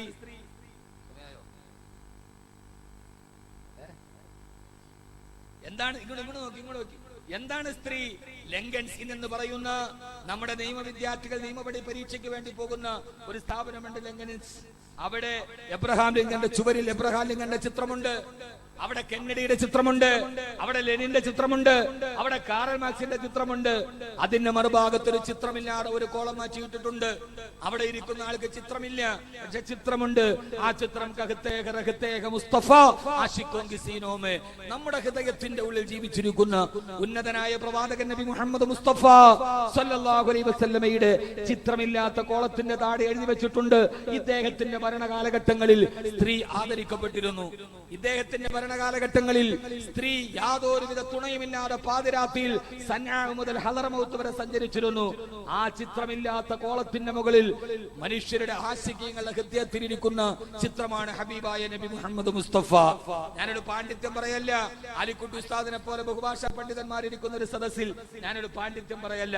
കാരണം പാണ്ഡിത്യം പറയാൻ ഞാനൊരു പണ്ഡിതനല്ല, ലാളിത്യം പറയാൻ ഞാനൊരു പരിത്യാഗിയുമല്ല, ത്യാഗം പറയാൻ ഞാനൊരു സൂഫിയല്ല, ഇഷ്ക് പറയാൻ ഞാനൊരു പ്രണയിനിയുമല്ല, പ്രമേയം പറയാൻ ഞാനൊരു പ്രഭാഷകനുമല്ല, വൈദഗ്ധ്യം പറയാൻ ഞാനൊരു വിദഗ്ധനുമല്ല. പിന്നെയോ ഒരു ദരിദ്രന്റെ വാക്കുകൾ അതേപോലെ നിങ്ങളോട് ഞാൻ പറഞ്ഞു തരുമ്പോ എന്തായിരുന്നു എന്ന് മനസ്സിലാക്കാൻ, സ്ത്രീ ആദരിച്ച തന്റെ പ്രിയപ്പെട്ട സഹാബി മുമ്പിൽ സ്ത്രീയെയും വെച്ചുകൊണ്ട് കുതിരപ്പുറത്ത് പായാൻ മസ്ജിദ് നബവിയുടെ മുമ്പിൽ ഇരിക്കുകയാണ് ആദരവായ പ്രവാചകൻ നബി മുഹമ്മദ് മുസ്തഫ. ഓടിപ്പോകുന്ന കുതിരയുടെ മുകളിൽ ഇരുന്ന് പെണ്ണ് വീഴാൻ പോകുന്നത് കണ്ടപ്പോ ലോകത്തിന്റെ നായകൻ വിളിച്ചു, അഞ്ചഷ, പെണ്ണിനെ മെല്ലെ നടത്തണേ, പെണ്ണിനെ മെല്ലെ നിന്റെ കുതിരയെ മെല്ലെ നടത്തണേ അഞ്ചഷ. മുകളിലിരിക്കുന്ന പെണ്ണ് വീഴാൻ പോകുന്നത് കണ്ടോ, അത് പെണ്ണല്ല, അത് സ്ഫടികമാണ്, സ്ഫടികമാണ്, സ്ഫടികമാണ് എന്ന് ആദരവായ പ്രവാചകൻ നബി മുഹമ്മദ് മുസ്തഫ പെണ്ണിനെ സ്ഫടികത്തോട് പറഞ്ഞ, സ്ഫടികം പോലെ പെണ്ണിനെ സൂക്ഷിക്കണമെന്ന് പറഞ്ഞ ലോകത്തിന്റെ നായകൻ ആരുണ്ട്? പെണ്ണിനെ കുറിച്ച് എല്ലാരും പറഞ്ഞിട്ടുണ്ട്. എത്ര നാരീസ്തു പൂജ്യന്തേ രമന്തേ തത്ര ദേവത. സ്ത്രീ എവിടെ ആദരിക്കപ്പെടുന്നു അവിടെ ദേവന്മാര് വരുമെന്നാണ് ആർഷഭാരതത്തിന്റെ സിദ്ധാന്തം. അതാണ് നമ്മൾ ന്യൂഡൽഹിയിൽ കണ്ടത്. മിനിങ്ങാന്ന് രാത്രിയിൽ കണ്ടത് യൂബർ ടാക്സിയിൽ പോകുന്ന 17 വയസ്സുകാരെ മരത്തിക്കടത്തി 18 പേര് മാനഭംഗം ചെയ്ത് അഴുക്കുകാട്ടിലേക്ക് വലിച്ചെറിയുന്ന ആർഷഭാരതത്തിന്റെ തലസ്ഥാനിൽ നിർഭയ എന്ന പെൺകുട്ടിക്ക് നീതി കൊടുക്കാൻ കഴിയാത്ത ആർഷഭാരതത്തിന്റെ മണ്ണിൽ എത്ര നാരീസ്തു പൂജ്യന്തേ രമന്തേ തത്ര ദേവത. ഇവിടെ സ്ത്രീ ആദരിക്കപ്പെടുന്നിടത്ത് ദേവന്മാര് പ്രസാദിക്കുമെന്ന് പറഞ്ഞെടുത്താണ് കൗസർ ബാനു ഉണ്ടായത്. അവിടെയാണ് മാലിക ബീഗം ഉണ്ടായത്. കാശ്മീരിൽ പാവപ്പെട്ട ഒരു പെണ്ണിനെ പട്ടാള ക്യാമ്പിൽ ക്രൂരമായി ബലാത്സംഗം ചെയ്ത് കയ്യും കാലും വെട്ടിയെറിയപ്പെട്ട മാലിക ബീഗത്തിന് സിന്ധു നദിയിലേക്ക് വലിച്ചെറിയപ്പെട്ടു. ആ സിന്ധു നദിയിലേക്ക് വലിച്ചെറിയപ്പെട്ട മാലിക ബീഗം ചോദിക്കുന്നുണ്ടാവാം, ഇവിടെയായിരുന്നു ദേവന്മാര് പ്രസാദിച്ചതെന്ന്. ഈ പട്ടാള ക്യാമ്പിൽ പട്ടാപ്പകൽ വെളിച്ചത്തിൽ നരാധമന്മാരി എന്ന വേണ്ട രീതിയിൽ ബഹുമാനിക്കുമ്പോ ഇവിടെയായിരുന്നു ദേവന്മാര് പ്രസിദ്ധിച്ചതെന്ന് മാലിക ബീഗം ചോദിക്കുമ്പോ, ഇവിടെയാണ് പട്ടാപ്പകൽ ജീവനോടെ കുട്ടരിക്കപ്പെട്ട കൗസർ ബാനു ഉണ്ടായത്. ഇവിടെയാണ് ഡൽഹിയിലൂടെ കൂട്ടുകാരനത്ത് നടന്നു പോകുമ്പോൾ മാനഭംഗം ചെയ്യപ്പെട്ട് തന്നെ മലത്തിക്കടത്തി മാനഭംഗം ചെയ്തവനെ കോടതിയിൽ പോയപ്പോ അവനെ കൗമാരത്തിന്റെ വികൃതി എന്ന് പറഞ്ഞ് അവന് ശിക്ഷ ലഘൂകരിക്കപ്പെട്ടത്. കോടതിയിലെത്തിയപ്പോൾ അവന് പ്രായപൂർത്തിയാവാത്തത് കൊണ്ട് അവന് ശിക്ഷയിൽ ഇളവ് കിട്ടി. പക്ഷേ അവൻ ആ പെണ്ണിനോട് കാണിച്ച വിക്രിയിൽ അവന്റെ പ്രായപൂർത്തിയുടെ കുറവ് അവൻ കാണിച്ചുമില്ല. ജുഡീഷ്യറിക്ക് ചെതലരിക്കപ്പെട്ടാൽ ജനാധിപത്യ വ്യവസ്ഥയുടെ 4 തൂണുകളിൽ ഏറ്റവും പ്രധാനപ്പെട്ട തൂണാണ് ജുഡീഷ്യറി, ലെജിസ്ലേറ്റീവ്. ഈ ജുഡീഷ്യറിക്ക് ചിതലരിക്കപ്പെട്ടാൽ കേരളത്തിന്റെ സാഹിത്യ നായകൻ ജോർജ് ഓണക്കൂർ പറഞ്ഞതാണ് കൃത്യം, ഇന്ത്യയുടെ ജുഡീഷ്യറി കൊതുകുവലയാണ്. ഇന്ത്യൻ ജുഡീഷ്യറി കൊതുകുവല പോലെയാണ്. അതിൽ വലിയ മൃഗങ്ങൾ കൊടുങ്ങില്ല, അതിൽ കൊച്ചു കൊച്ചു പ്രാണികളെ കൊടുങ്ങും. അതിൽ പോകുന്നത് പാവപ്പെട്ട ഒന്നരക്കാലുള്ള അബ്ദുൽ നാസർ മഹദിനെ അതിനകത്ത് കൊടുങ്ങും. അതിനകത്ത് പാവപ്പെട്ട ദേശീയഗാനം പറഞ്ഞപ്പോ എഴുന്നേക്കാതിരുന്നവനെ അതിനകത്ത് കൊടുങ്ങും. കോഴിക്കോട് മെഡിക്കൽ കോളേജിൽ സ്ഥലകാല ബോധമില്ലാതെ സൈക്യാട്രിസ്റ്റിനെ കാണാൻ പോയ വിനോദ് സി ചവറയൊക്കെ അതിനകത്ത് കൊടുങ്ങും. അതിനകത്ത് കൊമ്പൻ സ്രാവുകൾ കൊടുങ്ങില്ല, അതിനകത്ത് വിജയമല്യ കൊടുങ്ങില്ല, അതിനകത്ത് ജീവനോട് പച്ചയ്ക്ക് പെണ്ണിനെ ചുട്ടിയടിച്ചവർ ആ വലയിൽ കുടുങ്ങില്ല. ആ ജുഡീഷ്യറിയുടെ ചലന്തി വലയിൽ കുടുങ്ങുന്നത് വൈകുന്നേരം അന്നം തേടി പറന്നു പോകുന്നതിനിടയിൽ അറിയാതെ കാല് കഴിഞ്ഞ് വെറ്റിപ്പോയ കുറച്ച് കൊതുകുകളോ പ്രാണികളോ ആ വലയിൽ കുടുങ്ങൂ. അതാണ് യഥാർത്ഥത്തിൽ ജോർജ് ഓണക്കൂർ പറഞ്ഞത്. ഇതെന്റെ വാക്കല്ല, ജോർജ് ഓണക്കൂറിന്റെ വാക്കാണ്. ജുഡീഷ്യറിക്ക് ചിതറിക്കപ്പെട്ടാൽ പിന്നെ കാര്യങ്ങളില്ല. അള്ളാഹുവിന്റെ പ്രവാചകൻ നബി മുഹമ്മദ് മുസ്തഫ എന്റെ മകൾ ഫാത്തിമയാണ് കട്ടതെങ്കിലും അവളുടെ കൈ ഞാൻ വെട്ടിമുറിക്കുമെന്ന് പറഞ്ഞ സ്വജന പക്ഷിപാടത്വത്തിന്റെ അഴിമതിയുടെ യാതൊരുവിധ നിഴലുകളില്ലാതെ ലോകത്തോട് നീതി നടപ്പാക്കിയ പ്രവാചകൻ നബി മുഹമ്മദ് മുസ്തഫ പ്രവാചകൻ നബി മുഹമ്മദ് മുസ്തഫ തന്നെ ജീവിതത്തിൽ വല്ലാതെ ആക്രമിച്ചവരോട് തന്റെ പ്രിയപ്പെട്ട ബിലാലിനെ മണ്ണിൽ മലത്തി കടത്തിയിട്ട് കുടൽമാല വെളിയിലോട്ടിറക്കി കുതിരയുടെ കാലിൽ കയറ് കെട്ടി ആ കയറ് തന്റെ ബിലാലിന്റെ കാലിൽ കെട്ടി കുതിരയോടുമ്പോൾ ബിലാൽ എന്ന് പറയുന്ന കറുകറുത്ത ചപ്രച്ച തലമുടിയുള്ള തന്റെ പ്രിയപ്പെട്ടവന്റെ ശരീരം കരിങ്കല്ലിൽ തട്ടി ചോര വടിവലിച്ചെടുക്കുമ്പോ അത് കണ്ടുകൊണ്ട് പൊട്ടിക്കരഞ്ഞു നിന്ന പ്രവാചകൻ സ്വന്തം നാട്ടിൽ നിന്ന് തന്നെ ആട്ടി ഓടിച്ചപ്പോ മക്കയുടെ അടുക്കൽ ചെന്ന് കഅബയെ നോക്കി, മക്കേ ഞാൻ നിന്നോട് പോവുകയാണ്, എന്റെ നാട്ടുകാരെന്നെ ജീവിക്കാൻ അനുവദിക്കില്ലെന്ന് പറഞ്ഞ് നിറക്കണ്ണുകളോടെ തന്റെ വീട്ടിൽ നിന്ന് തന്നെ ആട്ടി ഓടിച്ച തന്റെ പ്രതിയോഗികൾ മക്കം ഫത്തഹിന്റെ കാലഘട്ടത്തിൽ കാൽ ചുവട്ടിൽ വന്ന് നിന്നപ്പോ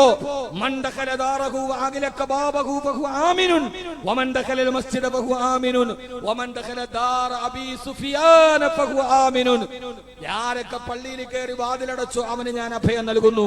എന്നെ കൊല്ലാൻ വന്ന അബൂ സുഫിയാൻ എന്ന എന്റെ എതിരാളിയുടെ വീട്ടിന്റെ ഉള്ളിൽ ആര് കയറിയോ അവന് ഞാൻ അഭയം നൽകുന്നു എന്ന് പറഞ്ഞ് ലോകചരിത്രത്തെ വിസ്മയിച്ച ബോണപ്പാട്ടിനെയും അലക്സാണ്ടറിനേക്കാൾ ലോകചരിത്രത്തെ വിസ്മയിപ്പിച്ച പ്രവാചകൻ നബി മുഹമ്മദ് മുസ്തഫ മക്ക തന്റെ കാൽ കീഴിലാണ്. ആരുടെ വീട്ടിലാണ് അഭയം? എന്നെ കൊല്ലാമെന്ന അബൂ സുഫിയാൻ എന്ന എന്റെ ശത്രുവിന്റെ വീട്ടിൽ അഭയം കൊടുത്തൊരു നേതാവിനെ കാണാൻ കഴിയുമെങ്കിൽ ആ നേതാവ് ആയിഷയുടെ ഭർത്താവ്, ഫാത്തിമയുടെ പിതാവ്, ഹസൻ ഹുസൈന്റെ പിതാമകൻ, എന്റെയും നിങ്ങളുടെയും നേതാവ് മുഹമ്മദ് റസൂലുള്ളാഹ് സ്വല്ലല്ലാഹു അലൈഹി വസല്ലം. അധികാരം കിട്ടിയപ്പോൾ പകരം വീട്ടിയ കണക്കല്ല. 20,000 കോടി രൂപയുമായി ചെന്നൈയിലെ ബീച്ചിന്റെ തീരത്ത് കിടന്നുറങ്ങുന്ന പുരക്ഷി തലൈവി ജയലളിത അവർ അധികാരം കിട്ടുമ്പോൾ പരസ്പരം പക വീട്ടിയവരാണ്. മരിച്ചുപോയ ആളുകളോട് നമുക്ക് വേറെ അങ്ങനെ അഭിപ്രായ വ്യത്യാസങ്ങളൊന്നുമില്ല. എന്നെ സംബന്ധിച്ചിടത്തോളം അങ്ങനെ രാഷ്ട്രീയപരമായി ഒരു അമിത വിധേയത്വമുള്ള ആളല്ല. സമദൂരവും സമസാമീപ്യവും, അമിതത്വവുമില്ല എന്നാൽ അതിമിതത്വവുമില്ല. അതാണ് എന്റെ സമീപനം. അങ്ങനെ ആരും തെറ്റിദ്ധരിക്കണ്ട. എന്നെ സംബന്ധിച്ചോളം എനിക്ക് കൃത്യമായൊരു നിലപാടുണ്ട്. ഞാൻ നബിദിന സമ്മേളനത്തിൽ ചോദിച്ചുവല്ലോ, കേരളത്തിന്റെ വെളഞ്ഞെടുക്കപ്പെട്ട മുഖ്യമന്ത്രി ശ്രീ പിണറായി വിജയൻ മധ്യപ്രദേശിലേക്ക് ഭോപ്പാലിലേക്ക് വന്നപ്പോ ആ പിണറായി വിജയനെ അവിടെ നിർത്താറ് അതിൽ സൽക്കാലത്തിന്റെ മഹത്വം അറിയാതെ തിരിച്ചറിഞ്ഞുവെങ്കിൽ അത് കേരളത്തിന്റെ മുഖ്യമന്ത്രിയോടുള്ള അവഹേളനമാണ്. നമ്മൾ 1000 വട്ടം അതിനെ അപലപിക്കുന്നു. നിങ്ങൾക്ക് ദേശീയ സമ്മേളനം നടത്താൻ കോഴിക്കോട് കടപ്പുറത്ത് ആളും അർത്ഥവും നൽകി മുഴുവൻ ദേശീയ നേതാക്കൾക്കും പാതിരാത്രി തന്റെ പോലീസിനെ കൊണ്ട് കാവലിരുത്തി മാന്യമായ അതിൽ സൽക്കാരം ചെയ്ത കേരളത്തിന്റെ സംസ്കാരത്തോട്, മലയാളിയുടെ സംസ്കാരത്തോട് നിങ്ങൾക്ക് തിരിച്ചു ചെയ്യാൻ കഴിഞ്ഞില്ല എന്നത് കേരളത്തിന്റെ തെരഞ്ഞെടുക്കപ്പെട്ട മുഖ്യമന്ത്രി അപമാനിച്ചാൽ അത് കേരളത്തിന്റെ പ്രജകളെ സംബന്ധിച്ചോളം അത് അപലപിക്കപ്പെടേണ്ട കാര്യമാണ്. അതുകൊണ്ട് തന്നെ ഞാൻ പറയട്ടെ, അമിതത്വവുമില്ല എന്നാൽ അതിമിതത്വവുമില്ല. ആ ഒരു ഭാഷയിൽ നിന്ന് പറയുമ്പോൾ എന്റെ പ്രിയപ്പെട്ട സഹോദരങ്ങളോട് എനിക്ക് പറയാനുള്ളത്, നമ്മൾ ഹനീഫൻ മുസ്ലിമാണ്. ഹനീഫൻ മുസ്ലിമ. ഹനീഫ എന്ന് പറഞ്ഞാൽ ഋജു മാനസൻ, നേരെയുള്ള പോക്കേ ഉള്ളൂ, വളയലുമില്ല തിരിയലുമില്ല. പറയാനുള്ളത് നേരെ നേരെ പറയും. അതുകൊണ്ടാണ് സമ്മേളനത്തിൽ അബ്ദുൽ സമൂദ് പൂക്കോട്ടൂർ അങ്ങനെ തന്നെ പറയേണ്ടി വന്നത്. ഋജു മാനസൻ ഹനീഫൻ മുസ്ലിമാണ്. പറയേണ്ട രീതിയിൽ പറയപ്പെടാതെ വരുമ്പോൾ ചിലപ്പോൾ പറയേണ്ടത് അങ്ങനെ തന്നെ പറയാം. അത് സുകുമാർ അരീക്കോട് പറഞ്ഞതുപോലെ അപ്രിയ സത്യമായിരിക്കാം. സത്യമാണ്, പക്ഷെ കേൾക്കുന്നത് പ്രിയങ്കരമാവില്ല. അപ്രിയ സത്യം എന്ന് പറയുന്ന ഒരു പ്രയോഗം മലയാളത്തിലുണ്ട്.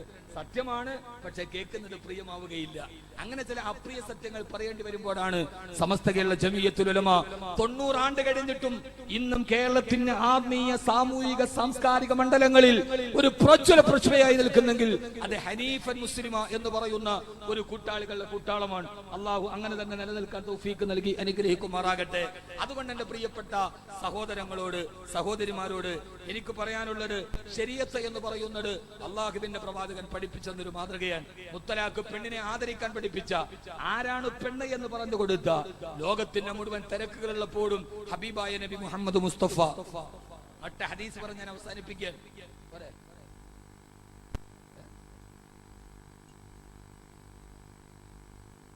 ഒരൊറ്റ ഹദീസ്, ഒരേ ഒരു ഹദീസ്, അത് മാത്രം മതി ഈ ശരീഅത്ത് സമ്മേളനം എന്തെന്നറിയാൻ. അത് മതി മുഹമ്മദ് മുസ്തഫ ആരെന്നറിയാൻ. അത് മതി ഇസ്ലാം എന്തെന്നറിയാൻ. ആദരവായ പ്രവാചകൻ നബി മുഹമ്മദ് മുസ്തഫ സല്ലല്ലാഹു അലൈഹി വസല്ലം പറഞ്ഞു, ഹുബ്ബിബ ഇലയ്യ സലാസത്തു ഖിസാൽ. എന്റെ ജീവിതത്തിൽ എനിക്ക് ഏറ്റവും ഇഷ്ടം 3 കാര്യങ്ങളുണ്ട്.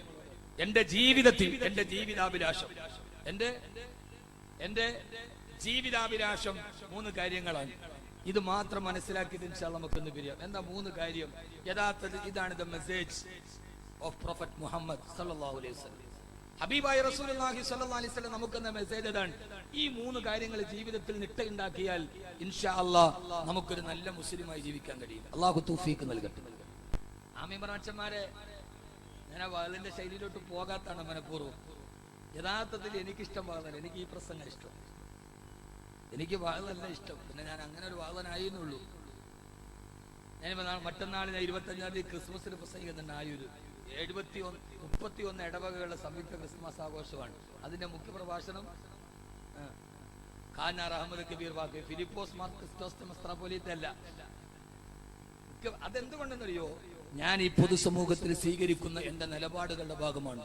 എന്നെ സംബന്ധിച്ചോളം ഞാൻ ഈ പൊതുസമൂഹത്തിന്റെ ഉള്ളിൽ ഞാൻ സ്വീകരിക്കുന്ന ഒരു നിലപാടുണ്ട്. എന്റെ നാട്ടിലെ 32 ഇടവകൾ ഓച്ചിറ പരബ്രഹ്മ ക്ഷേത്രത്തിൽ ഞാൻ സംസാരിച്ചിട്ടുണ്ട്. അത് ഞാൻ ഈ ബഹുസ്വര സമൂഹത്തിൽ വിട്ടുവീഴ്ചകളുടെയും സ്നേഹത്തിന്റെയും സൗഹാർദ്ദത്തിന്റെയും വഴിത്താരയിലൂടെ പോകണമെന്ന എന്റെ നിലപാടുകള് കേരളത്തിലെ ഏറ്റവും നല്ല മതസൗഹാർദ്ദ പ്രഭാഷകന്റെ അവാർഡ് വാങ്ങിച്ച ആളാണ് ഞാൻ. എന്നെ സംബന്ധിച്ചോളം അങ്ങനെ ഒരു നിലപാടുകളുടെ മുകളിലൂടെയാണ് നാം പോകുന്നത്. അള്ളാഹു നമുക്ക് അത് മനസ്സിലാക്കാനുള്ള ബോധം നൽകി അനുഗ്രഹിക്കട്ടെ. പക്ഷെ ആ നിലപാട് ഞാൻ നേരത്തെ പറഞ്ഞത്, നേരിൽ കാണുമ്പോൾ കയ്യിൽ തട്ടിയുള്ള സൗഹൃദമാണ് അഭികാമ്യം. ഈ കാണുമ്പോൾ അങ്ങ് മലന്ന് കിടന്നിട്ട് കമന്ന് കിടന്നിട്ട് ഒരു വിനീത വിധേയന്റെ വിഡ്ഢിവേഷം കിട്ടുന്നത് അത് ആദർശത്തിന് ശുദ്ധിയില്ലാത്തത് കൊണ്ടാണ്. ഞാൻ എന്റെ നിലപാടാണ് പറയുന്നത്, കാരണം എന്നെ തിരുത്താൻ പുറകിൽ ആളില്ലാത്തത് കൊണ്ട്. അള്ളാഹു നമുക്ക് ബോധം നൽകി അനുഗ്രഹിക്കുമാറാകട്ടെ. അള്ളാഹു നമുക്ക് ബോധം നൽകി അനുഗ്രഹിക്കുമാറാകട്ടെ. എന്റെ പ്രിയപ്പെട്ട സഹോദരങ്ങളെ, അതുകൊണ്ടാണ് അബ്ദുസമദ് പൂക്കോട്ടൂരിന് അദ്ദേഹത്തിന്റെ നാവിന് അള്ളാഹു ആയുസ്സും ആരോഗ്യവും കൊടുത്ത് അനുഗ്രഹിക്കട്ടെ. എത്ര കൃത്യമായി നിലപാടുകൾ പറയാൻ കഴിയുന്നത്.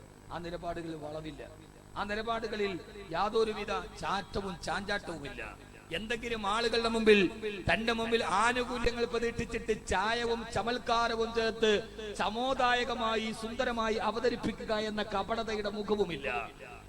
പറയേണ്ടത് കൃത്യമായി പറയാൻ കഴിയുന്ന ആദരവായ പ്രവാചകൻ നബി മുഹമ്മദ് മുസ്തഫ സല്ലല്ലാഹു അലൈഹി വസല്ലം പറഞ്ഞു, സലാസത്തു ഖിസാലിൻ ഹബ്ബിബ ഇലയ്യ, സലാസത്തു ഖിസാൽ.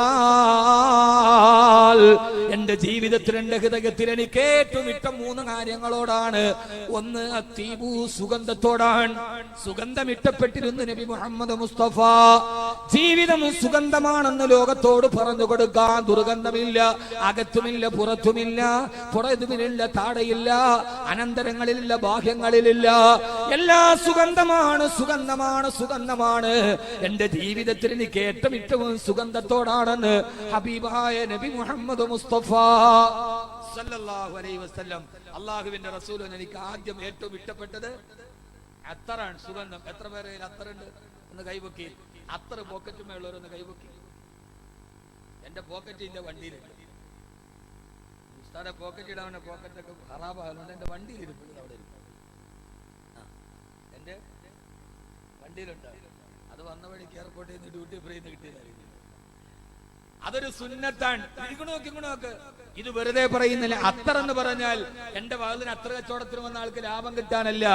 എനിക്കിഷ്ടം സുഗന്ധമാണ്. ഏത് സുഗന്ധം? ജീവിതത്തിൽ നാം ഒരു സുഗന്ധം പുരട്ടിയാൽ ആ സുഗന്ധം ആസ്വദിക്കുന്നതാരാ? നമ്മളാണോ? അടുത്തു നിൽക്കുന്നവൻ. ഞാൻ വില കൊടുത്തു വാങ്ങിയ സുഗന്ധം എന്റെ ശരീരത്തിൽ പുരട്ടിയാൽ അത് ആസ്വദിക്കുന്നത് അടുത്തു നിന്നവനാണ്. നീ ജനങ്ങളുടെ ഇടയിലേക്ക് ഇറങ്ങുമ്പോൾ നിന്റെ ശരീരത്തിന് ദുർഗന്ധം പാടില്ല. സുഗന്ധത്തോടെ നടക്കണേ. അടുത്തുകൂടെ നടന്നു നൽകുന്നവന്റെ നാസാരന്ധങ്ങൾ സുഗന്ധം ദായകം ചെയ്യാനാണ് എന്റെ ജീവിതം കൊണ്ട് എനിക്ക് കിട്ടുമെന്ന് പഠിപ്പിച്ചു കൊടുത്ത ആദരവായ പ്രവാചകൻ നബി മുഹമ്മദ് മുസ്തഫ. പ്രവാചകന്റെ വീട് സുഗന്ധമായിരുന്നു.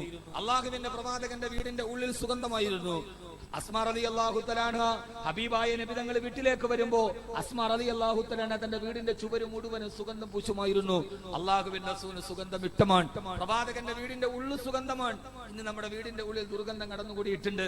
മിക്ക വീടുകളുടെയും ഉള്ളിലാണ് ബാത്റൂം ഉള്ളത്. അതുകൊണ്ട് സുഗന്ധമില്ലാതെ നമ്മുടെ മിക്ക വീടുകളുടെയും ഉള്ളിലാണ് ബാത്റൂം ഉള്ളത്. അതുകൊണ്ട് നമ്മുടെ വീടിന്റെ ഉള്ളിൽ ദുർഗന്ധം ഉണ്ടായിട്ടുണ്ട്. എന്റെ വീട്ടിലും അങ്ങനെ തന്നെയാണ്. പക്ഷേ ആ ദുർഗന്ധം വെളിയിലോട്ട് വരാതിരിക്കാൻ പരമാവധി പണ്ടത്തെ നമ്മുടെ കാരണവന്മാരൊക്കെ ബാത്റൂം വെളിയിലാക്കിയതിന്റെ പിന്നിൽ ഇങ്ങനെ ചില രഹസ്യങ്ങളൊക്കെ ഉണ്ടായിരുന്നു എന്നറിയുമ്പോഴാണ് പ്രവാചകന്റെ ഹദീസുകളുടെ ഉള്ളറകളിലൂടെ നാം സഞ്ചരിച്ചിട്ടില്ല. അള്ളാഹു നമുക്ക് മനസ്സിലാക്കാൻ ബോധം തരട്ടെ. അതുകൊണ്ട് സഹോദരങ്ങളെ, റസൂലുള്ളാഹി സ്വല്ലല്ലാഹു അലൈഹി വസല്ലം തന്റെ വീടിന്റെ വെളിയിലും സുഗന്ധം പാലിച്ചിരുന്നു. അള്ളാഹുവിന്റെ റസൂൽ വീട് വൃത്തിയാക്കിയിരുന്നു, വസ്ത്രം തുന്നിയിരുന്നു. ഹബീബായ നബി മുഹമ്മദ് മുസ്തഫ ജീവിതത്തിൽ തന്റെ കുടുംബത്തിന്റെ ഉള്ളിലെ ഒരു നല്ല വീട്ടുകാര്യസ്ഥനായി എല്ലാവർക്കും സുഗന്ധം കൊടുക്കണം. വിശുദ്ധമായ ഖുർആനിലെ രണ്ടാമത്തെ സൂറത്തേതാ? ഇറങ്ങിയ സൂറത്തുകളിൽ രണ്ടാമത്തെ സൂറത്തേതാ? യാ അയ്യുഹൽ മുദ്ദസ്സിർ. നിങ്ങൾ ശ്രദ്ധിക്കുന്നുണ്ടോ? ഇത് ലോകത്തോട് പറഞ്ഞു കൊടുക്കണം. ഇക്ര ഇറങ്ങി, നബി തങ്ങൾ പോയി മൂടി പുതച്ച് കിടന്നുറങ്ങി.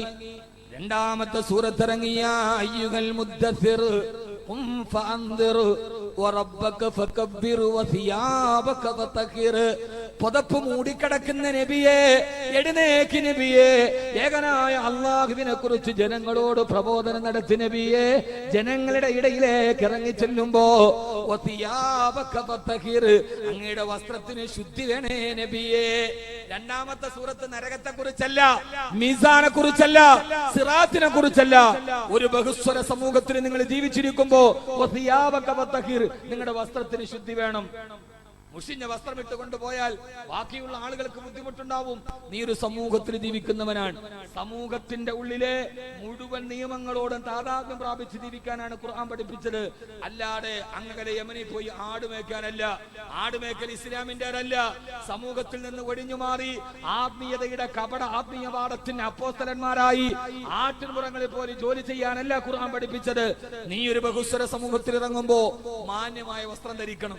അതുകൊണ്ടാണ് നിസാമ മുക്കണത്, അതുകൊണ്ടാണ് ശരീരധാരിമ വെളിപ്പെടുന്നത്. എന്തുകൊണ്ട്? ഉള്ളത് നീ നന്നായിട്ട് നടക്കണം. നീ ഒരു സമൂഹത്തിൽ ജീവിക്കുന്നവനാണ്. ലോകത്തേത് മതമുണ്ട് രണ്ടാമത് അവതരിപ്പിച്ചത്. എന്നെ കേൾക്കുന്ന ഹൈന്ദവ സഹോദരങ്ങളുണ്ടെങ്കിൽ, ക്രൈസ്തവ സഹോദരങ്ങളുണ്ടെങ്കിൽ, പ്രവാചകനോട് രണ്ടാമത് അവതരിപ്പിച്ച സൂറത്ത് ജിഹാദ് ചെയ്യാനല്ല, നരകത്തെ പറയാനല്ല, നിസ്കാരത്തെ പറയാനല്ല. നിങ്ങളുടെ വസ്ത്രത്തിന് ശുദ്ധി വേണേ. അള്ളാഹിനെ കുറിച്ച് പറയാൻ പോവാൻ ഓണമന് വസ്ത്രത്തിന് ശുദ്ധി വേണം. ചില ആളുകളൊക്കെ തെറ്റിദ്ധരിച്ചു പോയിട്ടുണ്ട്. അതുകൊണ്ട് പോകുന്നവന്റെ വസ്ത്രത്തിൽ സാമ്പാറിന്റെയും പരിപ്പുകറിയുടെ അവശിഷ്ടം ഉണ്ടാവാൻ പാടില്ല. അവൻ അള്ളാനെ പറയാൻ പോണതാണ്. അതുകൊണ്ട് വസ്ത്രത്തിന് ശുദ്ധി വേണം. ദന്തശുദ്ധീകരണം നടത്തണം. മരിക്കുന്നതിന്, വഫാത്താകുന്നതിന് തൊട്ടു മുമ്പ് അബ്ദുറഹ്മാൻ ബിൻ ഔഫ് റളിയല്ലാഹു അൻഹു കാണാൻ വന്നപ്പോ കയ്യിലേക്ക് നോക്കി മുത്ത് റസൂൽ സല്ലല്ലാഹു അലൈഹി വസല്ലം, നിങ്ങൾ പഠിക്കണം ഈ പ്രവാചകനെ. ആ മുത്ത് റസൂൽ ആയിഷ ബീവിക്ക് മനസ്സിലായി അബ്ദുറഹ്മാൻ ബിൻ ഔഫ് റളിയല്ലാഹു അൻഹുവിന്റെ പല്ല് തേക്കുന്ന ഒരു മിസ്വാക്ക് ഉണ്ട്. നബി തങ്ങൾക്ക് മിസ്വാക്ക് ചെയ്യണമെന്ന് ആഗ്രഹമുണ്ട്. ഒരു കമ്പെടുത്തു കൊണ്ടുവന്ന് തന്റെ പ്രിയപ്പെട്ട ഭർത്താവിനെ വയറ്റിലേക്ക് ചേർത്ത് വെച്ച് പല്ല് തേച്ചു കൊടുത്തു നബി മുഹമ്മദ് മുസ്തഫ. ഈ ലോകത്തു നിന്ന് അവസാന ശ്വാസം വിട പറയുന്നതിന് മുമ്പ് ദന്തശുദ്ധീകരണം നടത്തി നിങ്ങൾ പരിശുദ്ധ ജീവിതത്തിൽ നിലനിർത്തണേ, ദുർഗന്ധമുണ്ടാവരുത് എന്ന് ലോകത്തോട് ദന്തശുദ്ധീകരണത്തിന്റെ പ്രാധാന്യം പഠിപ്പിച്ചു കൊടുത്ത ഒരു പ്രവാചകനെ മരിക്കാൻ പോവുകയാണ്. ഭാര്യ മക്കളും ഇരുന്ന് കരയാൻ. അപ്പോഴും പല്ല് തേച്ചിട്ട് ശുദ്ധിയോടെ തന്റെ റബ്ബിന്റെ അടുക്കലേക്ക് പോകാൻ കരുതിയ ഒരു പ്രവാചകനെ തിരിച്ചറിഞ്ഞത് കൊണ്ടാണ് നാരായണ ഗുരു പറഞ്ഞത്, ഇതാരാണ് ഈ പ്രവാചകൻ? പുരുഷാകൃതി പൂണ്ട ധർമ്മമോ, പുരുഷാകൃതി പൂണ്ട ദൈവമോ, നരദിവ്യാകൃതി പൂണ്ട ധർമ്മമോ, പരമേശ പവിത്രപുത്രനോ, കരുണാവാൻ നബി മുത്തുരത്നമോ. നാരായണ ഗുരു ജാതിഭേദം മതദ്വേഷമേതുമില്ലാതെ സർവരും സോദരത്വേന വാടുന്ന മാതൃകാസ്ഥാനമാണിതെന്ന് അരുവിപ്പുറത്തെ അരമതിലിന് മുകളിൽ ആ മനുഷ്യന്റെ സൗഹാർദ്ദത്തെ കുറിച്ചിട്ട് നാരായണ ഗുരു അല്ലാഹുവിന്റെ റസൂലിനെ വായിച്ചപ്പോഴാണ് പറഞ്ഞത്, എനിക്ക് മനസ്സിലാവുന്നില്ല ഈ പ്രവാചകനെ. ഈ പ്രവാചകനാരാണ്? പുരുഷാകൃതി പൂണ്ട ദൈവമോ, നര ദിവ്യാകൃതി പൂണ്ട ധർമ്മമോ, പരമേശ പവിത്രപുത്രനോ, കരുണാവാൻ നബി മുത്തുരത്നമോ. ഇത് ദൈവത്തിന് പുരുഷാകൃതി പൂണ്ടതാണോ? അതല്ല പരമേശൻ ദൈവത്തിന് അവതാരമായി വന്നതാണോ? നാരായണ ഗുരു അദ്ദേഹത്തിന്റെ വിശ്വാസത്തെ വിശദമാക്കുകയാണ്. അതുകൊണ്ട് ഞാൻ ഏറെ പറയുന്നില്ല. ശുജായി പറഞ്ഞതുപോലെ മദന മനമുടി അടകും നബിയുടെ മധുഹുമുര ചെയ്തു മുടിയുമോ? മദന മനമുടി അടകും നബിയുടെ മധുഹുമുര ചെയ്തു മുടിയുമോ? എങ്ങനെയാണ് ഈ പ്രവാചകനെ പറഞ്ഞ് ഞാൻ അവസാനിപ്പിക്കുക? മരിക്കുന്നതിന്, ലോകത്തോട് വിട പറയുന്നതിന് തൊട്ടു മുമ്പ് എനിക്ക് പല്ല് തേക്കണമെന്ന് ലോകത്തോട് പറഞ്ഞ് നീ ഒരു സമൂഹത്തിൽ ജീവിക്കുമ്പോ സുഗന്ധത്തോടെ ജീവിക്കണേ. നിന്റെ നാവിൽ നിന്ന്, നിന്റെ വായിൽ നിന്ന്, നിന്റെ ശരീരത്തിൽ നിന്ന്. എന്തിനേറെ ബാഹ്യവൃത്തി മാത്രമല്ല, നിന്റെ ഉള്ളിൽ നിന്ന് പോലും വലാ തഹാസദു വലാ തബാഗലു വലാ തദാബറു വലാ തനാഫഷു വലാ തദസ്സസു വകൂനു ഇബാദല്ലാഹി ഇഖ്വാനാ. വെളിയിൽ മാത്രം അത്ര പൂശിയാ പോരാ, നിന്റെ ഹൃദയത്തിന് ദുർഗന്ധമുണ്ടാവരുത്. വലാ തഹാസദു, പരസ്പരം അസൂയ വെക്കരുത്. വലാ തബാഗലു, പരസ്പരം ദേഷ്യപ്പെടരുത്. വലാ തദസ്സസു, പരസ്പരം രഹസ്യങ്ങള് ചുഴിഞ്ഞന്വേഷിക്കരുത്. ഒളിക്യാമറ മുസ്ലിമിന്റെ സംസ്കാരമല്ല. അന്യന്റെ രഹസ്യങ്ങളിലേക്ക് ചുഴിഞ്ഞിറങ്ങരുത്. ലോകത്തൊരു ഒളിക്യാമറ വെച്ച് അന്യന്റെ രഹസ്യത്തെ പരസ്യപ്പെടുത്തരുതെന്ന് ലോകത്തോട് സംസ്കാരം പഠിപ്പിച്ചു കൊടുക്കാൻ ഇസ്ലാമിക ശരീഅത്ത് വേണ്ടി വന്നു. അതുകൊണ്ട് വകൂനു ഇബാദല്ലാഹി ഇഖ്വാനാ, അല്ലാഹുവിന്റെ അടിമകളെ നിങ്ങളെ സഹോദരന്മാരെ പോലെ ജീവിക്കണേ. ഹൃദയത്തിനും ഈ ശരീരത്തിന് മാത്രം സുഗന്ധം ഉണ്ടായാൽ പോരാ. ശരീരത്തിന്റെ മധ്യഭാഗത്തായി വലതുഭാഗത്ത് ഇടത്തോട്ട് ചെരിഞ്ഞിരിക്കുന്ന 450 ഗ്രാം തൂക്കമുള്ള ഒരു മുട്ടിയുടെ വലിപ്പമുള്ള ഒരു ചെറിയ അവയവമുണ്ട്. അതിന്റെ പേരാണ് ഹൃദയം. അതിന്റെ ഹൃദയ പേരാണ് പരമനുഷ്യന്മാരെ. അതിന്റെ പേരാണ് ഹൃദയം. ഹൃദയത്തിന് മതമില്ല, ഹൃദയത്തിന് ജാതിയില്ല, ഹൃദയത്തിന് വർണ്ണമില്ല, വംശമില്ല, ഭാഷയില്ല, ദേശമില്ല, ജാതിയില്ല, മതമില്ല, കുലമില്ല, ഗോത്രമില്ല, ഒന്നുമില്ല ഹൃദയത്തിന്. അതുകൊണ്ടാണ് തിരുവനന്തപുരത്ത് മരിച്ചുപോയ നീലകണ്ഠ ശർമ്മയുടെ ഹൃദയം ആകാശത്തിലൂടെ പറന്നു വന്ന് എറണാകുളത്ത് മെഡിക്കൽ ടെസ്റ്റിൽ കിടക്കുന്ന മോനിച്ചന്റെ ശരീരത്തിന് ഫിറ്റ് ചെയ്യപ്പെട്ടത്. അന്നാണ് കേരളത്തിന്റെ മുഴുവൻ ഓട്ടോറിക്ഷകളും വഴിമാറി നിന്നത്. മുഴുവൻ വാഹനങ്ങളും എറണാകുളം നഗരത്തിൽ ഒരു മിനിറ്റ് കൊണ്ട് ബ്ലോക്ക് ആകുന്ന എറണാകുളം നഗരത്തില് പാഞ്ഞു വന്നൊരു വാഹനത്തിന് വേണ്ടി ഓട്ടോറിക്ഷകൾ വഴിമാറി, വാഹനങ്ങൾ വഴിമാറി. എറണാകുളത്തെ തിരക്കേറിയ നഗരവീഥികൾ ശൂന്യമായി. ഒരു വാഹനം പുറകെ വരുന്നുണ്ട്. അത് വാഹനത്തിന് ആംബുലൻസ് എന്ന തിരിച്ചറിയ അക്ഷരം കണ്ടിട്ടല്ല. മനുഷ്യരും ആലോകരും വാഹനങ്ങളും വഴിമാറിയത്. ആ പാഞ്ഞു വന്ന വാഹനത്തിൽ ഒരു മനുഷ്യന്റെ തുടിക്കുന്ന ഹൃദയമുണ്ട്. എന്റെ ശർമ്മയുടെ ഹൃദയം, മോനിച്ചന്റെ ഹൃദയം അന്വേഷിച്ച് യാത്രയാവുകയാണ്. മതത്തിന്റെ ദേശമില്ല, അതിർത്തിയില്ല. ഹൃദയത്തിന് വേണ്ടി തുടിക്കുന്നൊരു ഹൃദയത്തിന് വേണ്ടി മനുഷ്യൻ വഴിമാറിയെങ്കിൽ 14 നൂറ്റാണ്ടുകൾക്ക് മുമ്പ് എന്റെ മുത്തുലോകത്തോട് പറഞ്ഞു, അലാ ഇന്ന ഫിൽ ജസദില മുളഗാ ഇദാ സലുഹത സലുഹൽ ജസദു കുല്ലു വഇദാ ഫസദത ഫസദൽ ജസദു കുല്ലു. അതേ, നിന്റെ നെഞ്ചിൻ കൂടിന്റെ ഉള്ളില് നിന്റെ നെഞ്ചിൻ കൂട് മറച്ചു വെച്ചിരിക്കുന്ന അനന്യ സാധാരണമായ അഭൗതികമായ ഒരു ചെറിയൊരു അവയവമുണ്ട്. അതിന്റെ പേര് ഹൃദയമെന്നാണ്. അത് നന്നായാൽ അവൻ മനുഷ്യനായെന്ന് മനുഷ്യത്വം മരവിച്ചു പോയ ലോകത്തോട് 14 നൂറ്റാണ്ടുകൾക്ക് മുമ്പ് ഹൃദയമാണ് വലുത്. അത്തഖ്വാഹാഹുന, ഇവിടെയാണ് ജീവിതത്തിന്റെ വിശുദ്ധി എന്ന് ലോകത്തോട് പറഞ്ഞു കൊടുക്കാൻ റൂഹി ഫിദാ നബി മുഹമ്മദ് മുസ്തഫ. എന്റെ ജീവിതത്തിൽ എനിക്ക് ഏറ്റവും ഇഷ്ടം, എനിക്ക് സുഗന്ധമാണ്. എന്റെ വെളിയിലും സുഗന്ധമാണ്, എന്റെ ഉള്ളിലും സുഗന്ധമാണ്. എന്റെ വെളിയിലും എന്റെ ഉള്ളിലും എവിടെ ഇരുട്ടുണ്ടോ അവിടെ വെളിച്ചമാണ് മുസ്തഫ. ആയിഷ റളിയല്ലാഹു തആല പറഞ്ഞിട്ടുണ്ട്, ഞാൻ വീട്ടിൽ സൂചി തിന്നുമ്പോ എന്റെ കയ്യിൽ നിന്ന് സൂചി താഴെ വീണുപോയി.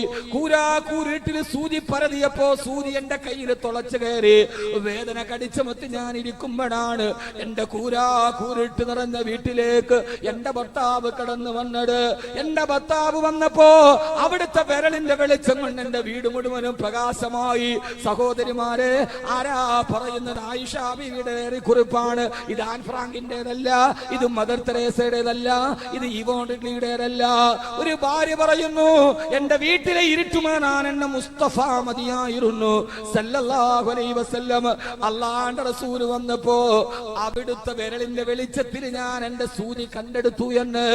അതുകൊണ്ടാണ് മുസ്ലിം ലോകം പാടിയത്, ഇന്ന ബൈതന അദ സാകിനുഹു ലൈസ മുഹ്താജന ഇല സുറുജി. അങ്ങൊരു വീട്ടിലുണ്ടെങ്കിൽ പിന്നെ ഇവിടെ വിളക്ക് വേണ്ടല്ലോ നബിയേ സല്ലല്ലാഹു അലൈഹി വസല്ലം. ഇത് ഹൃദയത്തിന്റെ വെളിച്ചമാണ്. ഇത് ശരീരത്തിൽ കെട്ടിച്ചു വെച്ച ലെഡ് ബൾബിന്റെ അല്ല, ഇത് ഹൃദയത്തിന്റെ വെളിച്ചമാണ്. ഹബീബായ നബി മുഹമ്മദ് മുസ്തഫ. എനിക്ക് സുഗന്ധം ഇഷ്ടമാണ്. അതുകൊണ്ടാണ് വിട പറഞ്ഞ ആയിഷ ബീവിയുടെ വീട്ടിൽ കിടക്കുമ്പോ അബൂബക്കർ റളിയല്ലാഹു തആല വന്നിട്ട് നബിയേ ഇതെന്തോ ഒരു സുഗന്ധമാണ് നബിയേ, അങ്ങ് ജീവിച്ചിരുന്നപ്പോഴും സുഗന്ധമാണ്, അങ്ങ് വിട പറയുമ്പോൾ സുഗന്ധമാണല്ലോ തിരുദൂതരെ. ഫരീഹൂക മിസ്കുൻ സുമ്മ തീബൂക നർജസൂ ഫഖുലുകൂക റൈഹാനുൻ വബാകീക അൻവറൂ. എനിക്കിഷ്ടം സുഗന്ധമാണ്. അതുകൊണ്ട് മുസ്ലിം സുഗന്ധം പൊഴിക്കുന്നവനാകണം. ആദർശത്തിന്റെ, ആത്മീയതയുടെ, നിഷ്ഠയുടെ, നീതിയുടെ, സ്നേഹത്തിന്റെ, ആർദ്രതയുടെ, വിട്ടുവീഴ്ചയുടെ, കരുണയുടെ, നീതിയുടെ, ധർമ്മത്തിന്റെ എല്ലാ സുഗന്ധവും പൊഴിക്കണം മുസ്ലിം. അള്ളാഹു നമ്മളെ അങ്ങനെ ആക്കി തരുമാറാകട്ടെ. അബൂ തൽഹ എന്ന ശിഷ്യൻ വന്നു റളിയല്ലാഹു അൻഹു, ചുരുക്കി ഞാൻ പറയാണ് നബിയെ, സ്വർഗത്തിലേക്കുള്ള കുറുക്കു വഴി ഒന്ന് പറഞ്ഞു തരുമോ? സ്വർഗത്തിലേക്കുള്ള കുറുക്കു വഴി അന്വേഷിച്ചൊരു ശിഷ്യൻ വന്നു. എന്താ ചോദ്യം? സ്വർഗത്തിലേക്കുള്ള സ്വർഗത്തിലേക്കുള്ള കുറുക്കു വഴി, പെട്ടെന്ന് പോകാൻ പറ്റണ സലാത്ത് അന്വേഷിച്ച് നടക്കാൻ നമ്മൾ വിക്കരിക്കാനും വയ്യ, നോമ്പ് പിടിക്കാനും വയ്യ. പെട്ടെന്ന് സ്വർഗത്തിൽ എത്താൻ പറ്റുന്ന കുറുക്കു വഴി അന്വേഷിച്ച് നടക്കാനുള്ള നെട്ടോട്ടത്തിലാണ് നമ്മൾ. അതുകൊണ്ടല്ലേ പത്രത്തിലൊക്കെ പരസ്യം കാണാം, ചില മന്ത്രിച്ച കല്ലുകൾ ഏലസം കിട്ടിയാൽ 8 ദിവസം കൊണ്ട് അവൻ കോടീശ്വരനാവും. എന്നാ പിന്നെ ഇത് കണ്ടുപിടിച്ചവന്റെ അരയിലൊക്കെ കിട്ടിയാൽ പോരെ, അവൻ പിന്നെ ഈ ജോലിക്ക് നടക്കേണ്ട കാര്യമില്ലല്ലോ. അയാൾ ഈ കോടി ഉണ്ടാക്കാനുള്ള ഈ പരസ്യം നടത്തുക. അപ്പൊ അത്രയ്ക്ക് പോലും തിരിച്ചറിവില്ലാത്ത കൂപമണ്ഡൂപങ്ങളായി നമ്മുടെ ചില ആളുകൾ മാറിപ്പോയി എന്നത് വിശ്വാസത്തിന്റെ ശൈഥില്യമാണ് എന്ന് നമ്മൾ മനസ്സിലാക്കുക. വന്നിട്ട് അനുയായി ചോദിച്ചു, നബിയേ നിങ്ങൾ കേൾക്കണം ഹൈന്ദവ സഹോദരങ്ങളെ. എന്താണ് സഹോദരൻ? ചിക്കാഗോ സർവകലാശാലയിൽ കാഷായ വസ്ത്രം ധരിച്ച് കടന്നു പോകുമ്പോ മുഷിഞ്ഞ കാഷായ വസ്ത്രം ധരിച്ച അമേരിക്കൻ സായിപ്പന്മാര് മ്ലേച്ഛത്തോടെ ഇറങ്ങി പോകുമ്പോ ചിക്കാഗോ സർവകലാശാലയിലെ ലോകമത സമ്മേളനത്തിൽ മൈക്കിന്റെ മുമ്പിലേക്ക് നിന്ന് my dear sisters and brothers, എന്റെ പ്രിയപ്പെട്ട സഹോദരി സഹോദരന്മാരെ എന്ന് അഭിസംബോധന ചെയ്യുമ്പോ കാലിൽ കിടക്കുന്ന കടുത്ത ബുട്സിനേക്കാൾ കറുത്ത മനസ്സുള്ള യൂറോപ്പിന്റെ ജീവിതത്തിൽ ഇതേവരെ കേട്ടിട്ടില്ലാത്ത വാക്ക് പറയുന്നത് കേട്ട് തിരിച്ചു വന്നപ്പോ ഇന്ത്യയുടെ ഭാരതത്തിന്റെ സംസ്കാരം അറിയാത്തവനെ പോലും സഹോദര എന്ന് വിളിച്ച കാഷായ വസ്ത്രം ധരിച്ച സ്വാമി വിവേകാനന്ദന്റെ ആ സംസ്കാരം, സന്യാസിയുടെ സംസ്കാരം. നമുക്ക് സന്യാസി സമൂഹത്തോട് അലച്ചിയൊന്നുമില്ല. ആരാ സന്യാസി? ഒറ്റ മുണ്ടെടുത്ത് ഒറ്റയ്ക്ക് ഒറ്റ ദൈവത്തെ കാണാൻ പോകുന്നവനാണ് സന്യാസി. ഒറ്റ മുണ്ടെടുത്ത് ഒറ്റയ്ക്ക് ഒറ്റ ദൈവത്തെ കാണാൻ പോകുന്നവനാണ് സന്യാസി. ആ സന്യാസി സമൂഹത്തിന്റെ ഏറ്റവും വലിയ അടയാളമായിരുന്നു സ്വാമി വിവേകാനന്ദൻ. അദ്ദേഹമാണ് ചോദിച്ചത്, അഗതികൾക്ക് അപ്പം കൊടുക്കാത്ത, വിധവകളുടെ കണ്ണീരൊപ്പാത്ത ഒരു മതത്തിൽ എനിക്ക് വിശ്വാസമില്ല. വിധവകളുടെ കണ്ണീരൊപ്പാൻ ഒരു മതത്തിന് കഴിയുന്നില്ലെങ്കിൽ, അഗതികൾക്ക് അപ്പം കൊടുക്കാൻ ഒരു മതത്തിന് കഴിയുന്നില്ലെങ്കിൽ എനിക്കതിന് വിശ്വാസമില്ല എന്ന് സ്വാമിയാണ് ചോദിച്ചത്. മനുഷ്യ, ആകാശത്ത് കൂടി പക്ഷിയെ പോലെ പറക്കാൻ നീ പഠിച്ചു, ഈ ഭൂമിയിൽ 2 കാലിൽ ഒരു മനുഷ്യനെ പോലെ നടക്കാൻ നീ ഇതുവരെ പഠിച്ചില്ലല്ലോ എന്ന്. സൂറത്ത് മേ ഇൻസാൻ ഹേ, സിറത്ത് മേ ഹയവാൻ ഹേ, ലേക്കിൻ തും നഹി ഹേ. അല്ലാമ ഇഖ്ബാൽ, എന്റെ പ്രിയപ്പെട്ട സഹോദരങ്ങളെ, ഇതാണ് ഇന്ത്യ, ഇതാണ് ഇന്ത്യ. അള്ളാഹു മനസ്സിലാക്കാൻ തൗഫീഖ് നൽകി അനുഗ്രഹിക്കുമാറാകട്ടെ. അള്ളാഹു തൗഫീഖ് നൽകട്ടെ. നമ്മുടെ അതാണ് ഇന്ത്യ. ഈ ഭാരതത്തിൽ പണ്ഡിറ്റ് ജസ്രാജ് എന്ന് പറയുന്ന ഒരു സംഗീത കച്ചേരിക്കാരനുണ്ട്. പണ്ഡിറ്റ് ജസ്രാജ് അയാൾ സംഗീതത്തിൽ മതം കലർത്തുന്ന, സംഗീതത്തിൽ തീവ്രവാദം കലർത്തുന്ന, ഗുലാം അലിയെ പാടാൻ അനുവദിക്കാത്ത, സംഗീതം പോലും വർഗീയതയുടെ 4 അക്ഷരത്തിൽ തളച്ചിടുന്നവരോട് ഭാരതത്തിൽ ഒരു സംഗീത കച്ചേരി നടത്തുന്ന ആളുണ്ട്, പണ്ഡിറ്റ് ജസ്രാജ്. അദ്ദേഹം തന്നെ സംഗീത കച്ചേരി തുടങ്ങുന്നത് എങ്ങനെയെന്നറിയോ? മേരാ അല്ലാഹ് മെഹർബാൻ. പണ്ഡിറ്റ് ജസ്രാജിന്റെ സംഗീത കച്ചേരിയാണ്. സംഗീതമൊന്നും നമുക്ക് അതിനെ ന്യായീകരിച്ച് പറയല്ല. ഗുലാം അലിയെ പാടാൻ അനുവദിക്കാത്ത, സംഗീതം പോലും വർഗീയവൽക്കരിക്കുന്ന ഒരു രാഷ്ട്രീയ നേട്ടത്തിന്റെ ഇടയിൽ പണ്ഡിറ്റ് ജസ്രാജ് അദ്ദേഹം സംഗീതം തുടങ്ങുന്നത് എങ്ങനെയാണ്? മേരാ അല്ലാഹ് മെഹർബാൻ, ഔലിയോ പീർ പയംബർ രഹേ, ഔലിയോ പീർ പയംബർ, എന്റെ കാരുണ്യവാനായ അല്ലാഹ്. ഔലിയ പീർ പയംബർ, മുഴുവൻ ഔലിയാക്കളെയും പ്രവാചകനായ മുഹമ്മദ് നബിയെയും, ആല് നബി കോ കുത്തുബോ ആലം, ആല് നബി കോ കുത്തുബോ ആലം, ഈ ലോകത്തിന്റെ നിലനിൽപ്പ് എന്റെ നബിയുടെ കുടുംബമാണ്. ആരാണ് പറയുന്നത്? അല്ലാമ ഇഖ്ബാൽ അല്ല, മുഹമ്മദ് അലി ജൗഹർ അല്ല, പണ്ഡിറ്റ് ജസ്രാജ് പാടുകയാണ്. മേരാ അല്ലാഹ് മെഹർബാൻ ഔലിയാ പയംബറോർ, മേരാ മേരാ നബി കാ ആല് നബി കോ കുത്തുബോ, ഹസ്രത്ത് ഹുസൈൻ പാവറേ ജീൻ, അദ്ദേഹം പറയാണ് മുച്ചുക്കോ ദിയാ ഈമാൻ. പണ്ഡിറ്റ് ദസരാത് പാടുകയാണ്, മേരെ മുച്ചുക്കോ ദിയാ ഈമാൻ, അല്ലാഹുവേ എന്റെ മനസ്സിൽ നീ വിശ്വാസം നൽകണമേ, വിശ്വാസം നൽകണമേ. ഇതാണ് ദേശീയ ഗാനം എഴുതുമ്പോ ഇരിക്കുന്നവനും എഴുന്നേക്കുന്നവനുമല്ല, ഹൃദയത്തിന്റെ ഉള്ളിൽ ദേശസ്നേഹം പിടിപ്പിച്ചു വെച്ചവനാണ് ലോകത്തിന്റെ മനുഷ്യനെന്ന് ദേശസ്നേഹി എന്ന് പറയാൻ. ദേശസ്നേഹം കപടമാവരുത്, ദേശസ്നേഹം കപടമാകരുത്.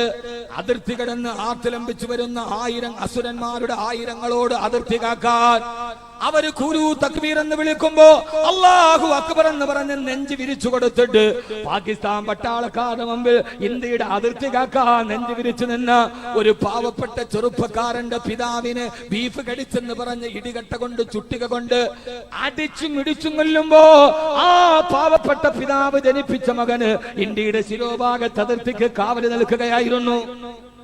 മുഹമ്മദ് അഖ്ലാഖ് അദ്ദേഹത്തിന്റെ മകൻ അതിർത്തി കടന്ന് അസുരന്മാരെ പോലെ ആക്രമി വരുന്നവരോട് നെഞ്ചു വിരിച്ചു നിന്ന ഒരു വീരജവാന്റെ പിതാവിനെയാണ് ബീഫ് കടിച്ചതിന്റെ പേരിൽ പിന്നീട് അത് ഗോമാംസമല്ല എന്ന് തെളിയുമ്പോഴും ഒരു പുടുക്കത്തില്ലാതെ നിന്ന് പോയത്. അതുകൊണ്ട് ദേശസ്നേഹം എഴുന്നേക്കലും ഇരുന്നേക്കലുമാണെന്ന് ഞാൻ വിചാരിക്കുന്നില്ല, അത് ഹൃദയത്തിൻ്റെതാണ്. അതാണ് അല്ലാമാ ഇഖ്ബാൽ പറഞ്ഞത്, യൂനാനു മിസ്റു റോമ, യൂനാനു മിസ്റു റോമ, റോമയും പേർഷ്യയും തകർന്നിട്ടും എന്റെ ഇന്ത്യ ഇവിടെ ജീവിച്ചിരുന്നത് ഇന്ത്യയുടെ ബഹുസ്വരത കൊണ്ടാണ്. അതുകൊണ്ട് സ്നേഹം സാഹോദര്യം എന്ന് പറയുന്നത് സ്വാമി പറഞ്ഞതുപോലെ സഹോദരന്മാരെ എന്ന് വിളിക്കാൻ കാരണം പ്രവാചകന്റെ അടുക്കലേക്ക് ഒരു അനുയായി വന്നു, നബിയെ മാറിയിട്ടില്ല, സ്വർഗത്തിലേക്കുള്ള കുറുക്കു വഴി അതാണ് നബിയെ. അള്ളാഹുവിന്റെ റസൂലിനെ രാത്രിയിൽ നിസ്കരിക്കാനല്ല, 1000 ലാ ഇലാഹ ഇല്ലല്ലാഹ് പറയാനല്ല, അതൊക്കെ വേറെ ആത്മീയതയുടെ വശം. ഹബീബായ നബി തങ്ങളോട് ചോദിച്ച അബൂദർ ഗിഫാരി ആരാണ്? ഇതൊക്കെ പറഞ്ഞു കൊടുക്കണം. അബൂദർ ഗിഫാരി ഹബീബായ നബി തങ്ങൾ പറഞ്ഞു സ്വർഗത്തിലേക്ക് കുറുക്കു വഴി കേൾക്കണോ? അബൂദറേ ഇദാ തബഖതും മിർഖതൻ ഫാകതർ മാഹാ, നീ നിന്റെ വീട്ടിൽ കറി വെക്കുമ്പോ അതിലൊൽപ്പം വെള്ളം കൂടുതൽ ഒഴിക്കണേ, എന്നിട്ട് നിന്റെ അയൽപക്കക്കാര് പട്ടിണി കിടക്കുന്നെങ്കിൽ അവന് കൂടി വെച്ചു കൊടുക്കണേ. ഇതാ തബഖത്തും മിർഖതൻ ഫാകതർ മാഹാ, നീ വീട്ടിൽ കറി വെക്കുമ്പോ ഒരൽപ്പം വെള്ളം കൂടുതൽ ഒഴിക്കണം, എന്നിട്ട് നിന്റെ ചുറ്റുവട്ടത്തുള്ളവർക്കൊക്കെ കൊടുക്കണം. എന്താ ഹദീസിന്റെ അർത്ഥം? എന്താ ഹദീസിന്റെ അർത്ഥം? ഇവിടെയാണ് നമ്മുടെ പരാജയം. എന്താ ഹദീസിന്റെ അർത്ഥം? മലയാളം ഞാൻ പറഞ്ഞത്, നീ വീട്ടിൽ കറി വെച്ചു, ആ കറി പാകമാകുമ്പോൾ അതിനകത്ത് അല്പം വെള്ളം കൂടുതൽ ഒഴിക്കണം, എന്നിട്ട് നിന്റെ അയൽപക്കക്കാർക്ക് മുഴുവനും കൊടുക്കണം, ജാതി നോക്കണ്ട, മതവും നോക്കണ്ട. എന്താ ഇതിന്റെ അർത്ഥം? ഇതാണ് വിശ്വാസി. വിശ്വാസത്തിന്റെ നൈർമല്യം ഇതാണ്. നല്ല കറി പാചകം ചെയ്ത് രുചികരമായി തിളച്ചിരിക്കുമ്പോ അതിലേക്ക് പിന്നെ പച്ചവെള്ളം ഒഴിച്ചാൽ അതിന്റെ രുചി പോകും. കഴിക്കുന്ന നിനക്ക് രുചി ഒരൽപ്പം കുറഞ്ഞാലും അപ്പുറത്ത് നിൽക്കുന്നവന്റെ വിശപ്പൊന്ന് കെടുമല്ലോ എന്ന് ഓർക്കുമ്പോഴാണ് നിന്റെ ആത്മാവിന് ആമാശയത്തിന്റെ അരുചി ആത്മാവിന്റെ രുചിയായി മാറുന്നതെന്ന് ലോകത്തോട് പഠിപ്പിക്കാൻ നിനക്കില്ലെങ്കിലും, നിനക്ക് നഷ്ടപ്പെട്ടാലും, നീ അനുഭവിക്കേണ്ട രുചി നഷ്ടപ്പെട്ടാലും അടുത്തവന്റെ മനസ്സ് നിറയുമല്ലോ എന്ന ആദർശമാണ് സ്വർഗത്തിലേക്ക് പോകാനുള്ള കുറുക്കുവഴി എന്ന് പഠിപ്പിച്ചു കൊടുത്ത ആദരവായ പ്രവാചകൻ നബി മുഹമ്മദ് മുസ്തഫ. സ്വർഗത്തിൽ നിന്നും ഹൃദയത്തിലേക്കൊരു സ്വർണ്ണനൂൽപാലം പണിത പ്രവാചക, ജീവന്റെ ഭിന്നമാം നാദവൈചിത്രങ്ങൾ ഏകമാം സത്തയിൽ ബന്ധിച്ച ധാർമ്മിക, അങ്ങേ ചൂടുമൊരായിരം ഓർമ്മകൾ ആത്മഹർഷം വിതച്ചെത്തുമീ വേളയിൽ, കൈകോത്തുമേകുന്നു മണ്ണുമാകാശവും കൈമാറി നിൽപ്പൂ സ്തുതിയുമാശംസയും. അതുകൊണ്ട് ഈ പ്രവാചകന്റെ പേരിലുള്ള ഈ പ്രകീർത്തനത്തിന്റെ നാളുകളിൽ നമുക്ക് സ്തുതിക്കാം നമ്മുടെ നാഥനെ. ശരീഅത്ത് എന്ന് പറയുന്നത് ഇതാണ്. പര്യനോട് സ്നേഹിക്കുന്ന, അയൽവക്കാരനെ സ്നേഹിക്കുന്ന, മരിച്ചവനോട് ബഹുമാനം കാണിക്കുന്ന, ഭാര്യയെ സ്നേഹിക്കുന്ന ഈ പുണ്യമായ ശരീഅത്ത് ഇന്ത്യയിൽ നിലനിന്നാൽ ഇന്ത്യ എന്താകുമെന്നറിയോ? അതുകൊണ്ടാണ് ഞാൻ അവസാനിപ്പിക്കുന്നു. ഞാൻ നേരത്തെ ഒരു ഹദീസ് പറഞ്ഞല്ലോ, അല്ലാഹു അലൈഹാ ബിന്നവാജിദി. ഈ ഖുർആൻ സുന്നത്ത് നിങ്ങൾ അണപ്പല്ല് കൊണ്ട് മുറുകെ പിടിക്കണേ. മറ്റുള്ളവരോടിക്കും ഇയാൾ എന്ത് തീവ്രവാദം പറയാ? അല്ല, ആ ഒരു വാക്ക് കേട്ടു. കുതിരകൾ എവിടേക്ക് തിരിഞ്ഞു നിന്നു, അവിടേക്ക് സഹാബത്ത് പ്രബോധനവുമായി ഇറങ്ങി ഖുർആനും സുന്നത്തും പഠിപ്പിച്ചു കൊടുക്കാൻ.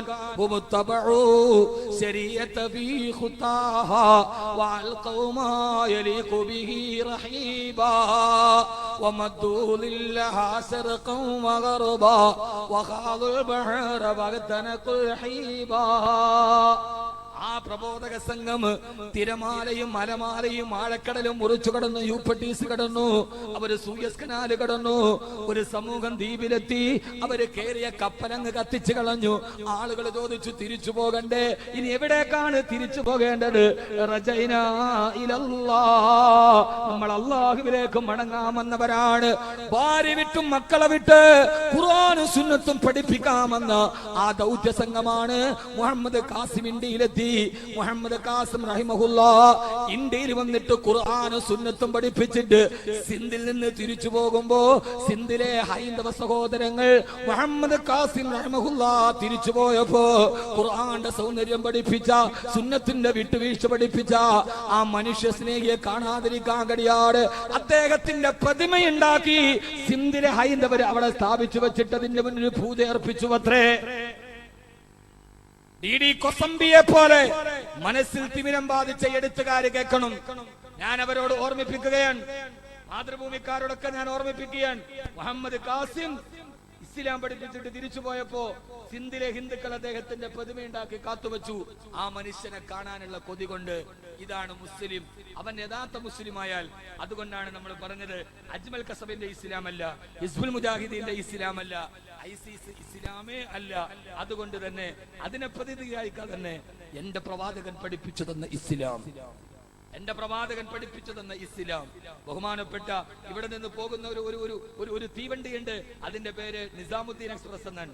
ഹസ്രത്ത് നിസാമുദ്ദീൻ, ഡൽഹിയിലെ ഒരു നഗരത്തിന്റെ പേര്, ഹസ്രത്ത് നിസാമുദ്ദീൻ എന്നാണ് ഡൽഹി നഗരത്തിന്റെ പേര്. അവിടെ വൈകുന്നേരം കൂട്ടുകാരനായ തന്റെ ഖാദിമായ ഇക്ബാലിനോട് ചോദിച്ചു, ഇക്ബാൽ, രാത്രിയായി, ഡൽഹിയിലെ മരം കൊച്ചുന്ന തണുപ്പ്, ഇക്ബാൽ ഭക്ഷണം ബാക്കിയുണ്ടോ? കുറച്ച് ചപ്പാത്തി ബാക്കിയുണ്ട്, എന്നാൽ എടുക്കൂ ഇക്ബാൽ എന്ന് പറഞ്ഞ് ഡൽഹിയിലെ മരം കൊച്ചുന്ന തണുപ്പത്ത് ജനലിലൂടെ വെളിയിലോട്ട് നോക്കുമ്പോ ഡൽഹിയുടെ തെരുവോരങ്ങളിൽ ജാതി അറിയാതെ മതമറിയാതെ കരിമ്പടം പുതച്ചു വിറങ്ങലിച്ച് കിടക്കുന്ന പാവങ്ങളുടെ ഇടയിലേക്ക് ഇക്ബാലിനെ കൊണ്ട് ചപ്പാത്തി ചുമപ്പിച്ച് അവിടെ കിടക്കുന്ന ആളുകളെ തട്ടി എഴുന്നേൽപ്പിച്ച് ചപ്പാത്തി കൊടുത്ത് അവരുടെ പട്ടിണി അടങ്ങുമ്പോ ഇനി കിടന്നുറങ്ങൂ എന്ന് പറഞ്ഞ് ഡൽഹിയിലെ മരം കൊച്ചുന്ന തണുപ്പത്ത് കിടന്നുറങ്ങുന്നവന്റെ ജാതി നോക്കാതെ അന്നം വിതരണം ചെയ്ത ഹസ്രത്ത് നിസാമുദ്ദീൻ ഔലിയാ നൂറുല്ലാഹു മർക്കദ മഹാനവറുകളുടെ ഇസ്ലാം ഖാജ മുഈനുദ്ദീൻ ചിശ്തിയിൽ അജ്മീരി പഠിപ്പിച്ചു കൊടുത്ത അദ്ദേഹത്തെ കണ്ടുകൊണ്ട് ആയിരക്കണക്കിന് ഹിന്ദുക്കളാണ് ഇസ്ലാമിലേക്ക് കടന്നു വന്നത്. അവർ പരിപാവനമായി പ്രബോധനം ചെയ്തു കൊടുത്ത വിശുദ്ധമായ ഇസ്ലാം ഖാജ മുഈനുദ്ദീൻ ചിശ്തിയിൽ അജ്മീരി, അജ്മീരിന്റെ മണ്ണിൽ ജീവിച്ചിരുന്ന, ജീവിതം കൊണ്ടൊരു വലിയ സന്ദേശം കൊടുത്ത മഹാനായ ആ മനുഷ്യൻ പഠിപ്പിച്ചു കൊടുത്ത ഇസ്ലാം, കണ്ണിയത്ത് അഹമ്മദ് മുസ്ലിയാർ പഠിപ്പിച്ചു കൊടുത്ത ഇസ്ലാം.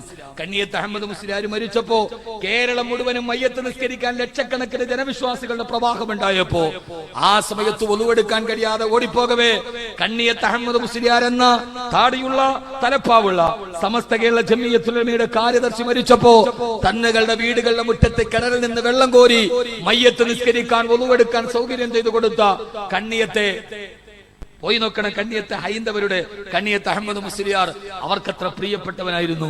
കണ്ണിയത്ത് അഹമ്മദ് മുസ്ലിയാർ ലോകത്തോട് പറഞ്ഞു തന്ന ആ വിശുദ്ധമായ ഇസ്ലാമിനെ വരക്കൽ മുല്ലക്കോയ തങ്ങളുടെ ശംസുൽ ഉലമ, കേരളത്തിൽ ഏതൊക്കെ പറഞ്ഞാലും പകരമില്ലാത്ത വെക്കാനില്ലാത്ത മഹാപ്രതിഭ, പാണ്ഡിത്യത്തിന്റെ നിറകുടം, ആമാശയത്തിന് വേണ്ടി ആശയത്തെ പണയം വെക്കാതെ, ഉദരത്തിന് വേണ്ടി അതരത്തെ ചലിപ്പിക്കാതെ, ദൈക്ഷണിക ബോധത്തിന്റെ നൈതിക ദൃഷ്ടാന്തമായി ഈ കേരളത്തിൽ നിന്ന് പണ്ഡിതപടു ഇനി പകരം വെക്കാൻ തത്തുല്യമായ ഒരു വ്യക്തിത്വത്തെ ചരിത്രത്തിൽ ചൂണ്ടിക്കാണിക്കാൻ കഴിയാത്ത വിധം അപൂർവമായ ഒരു ജന്മം നൽകിയ ശംസുൽ ഉലമ ഇ.കെ. അബൂബക്കർ മുസ്ലിയാർ നവ്വറല്ലാഹു മർക്കദ മഹാനവറുകൾ പ്രതിനിധാനം ചെയ്ത ഇസ്ലാം. മണക്കാർക്കാട് പോയി ചോദിച്ചാൽ അറിയാം, കുമരമ്പത്തൂർ ഉസ്താദ് മരണപ്പെട്ടു പോകുമ്പോ കണ്ണീരൊടുക്കി നിന്ന ആയിരക്കണക്കിന് ഹൈന്ദവ സഹോദരങ്ങൾ.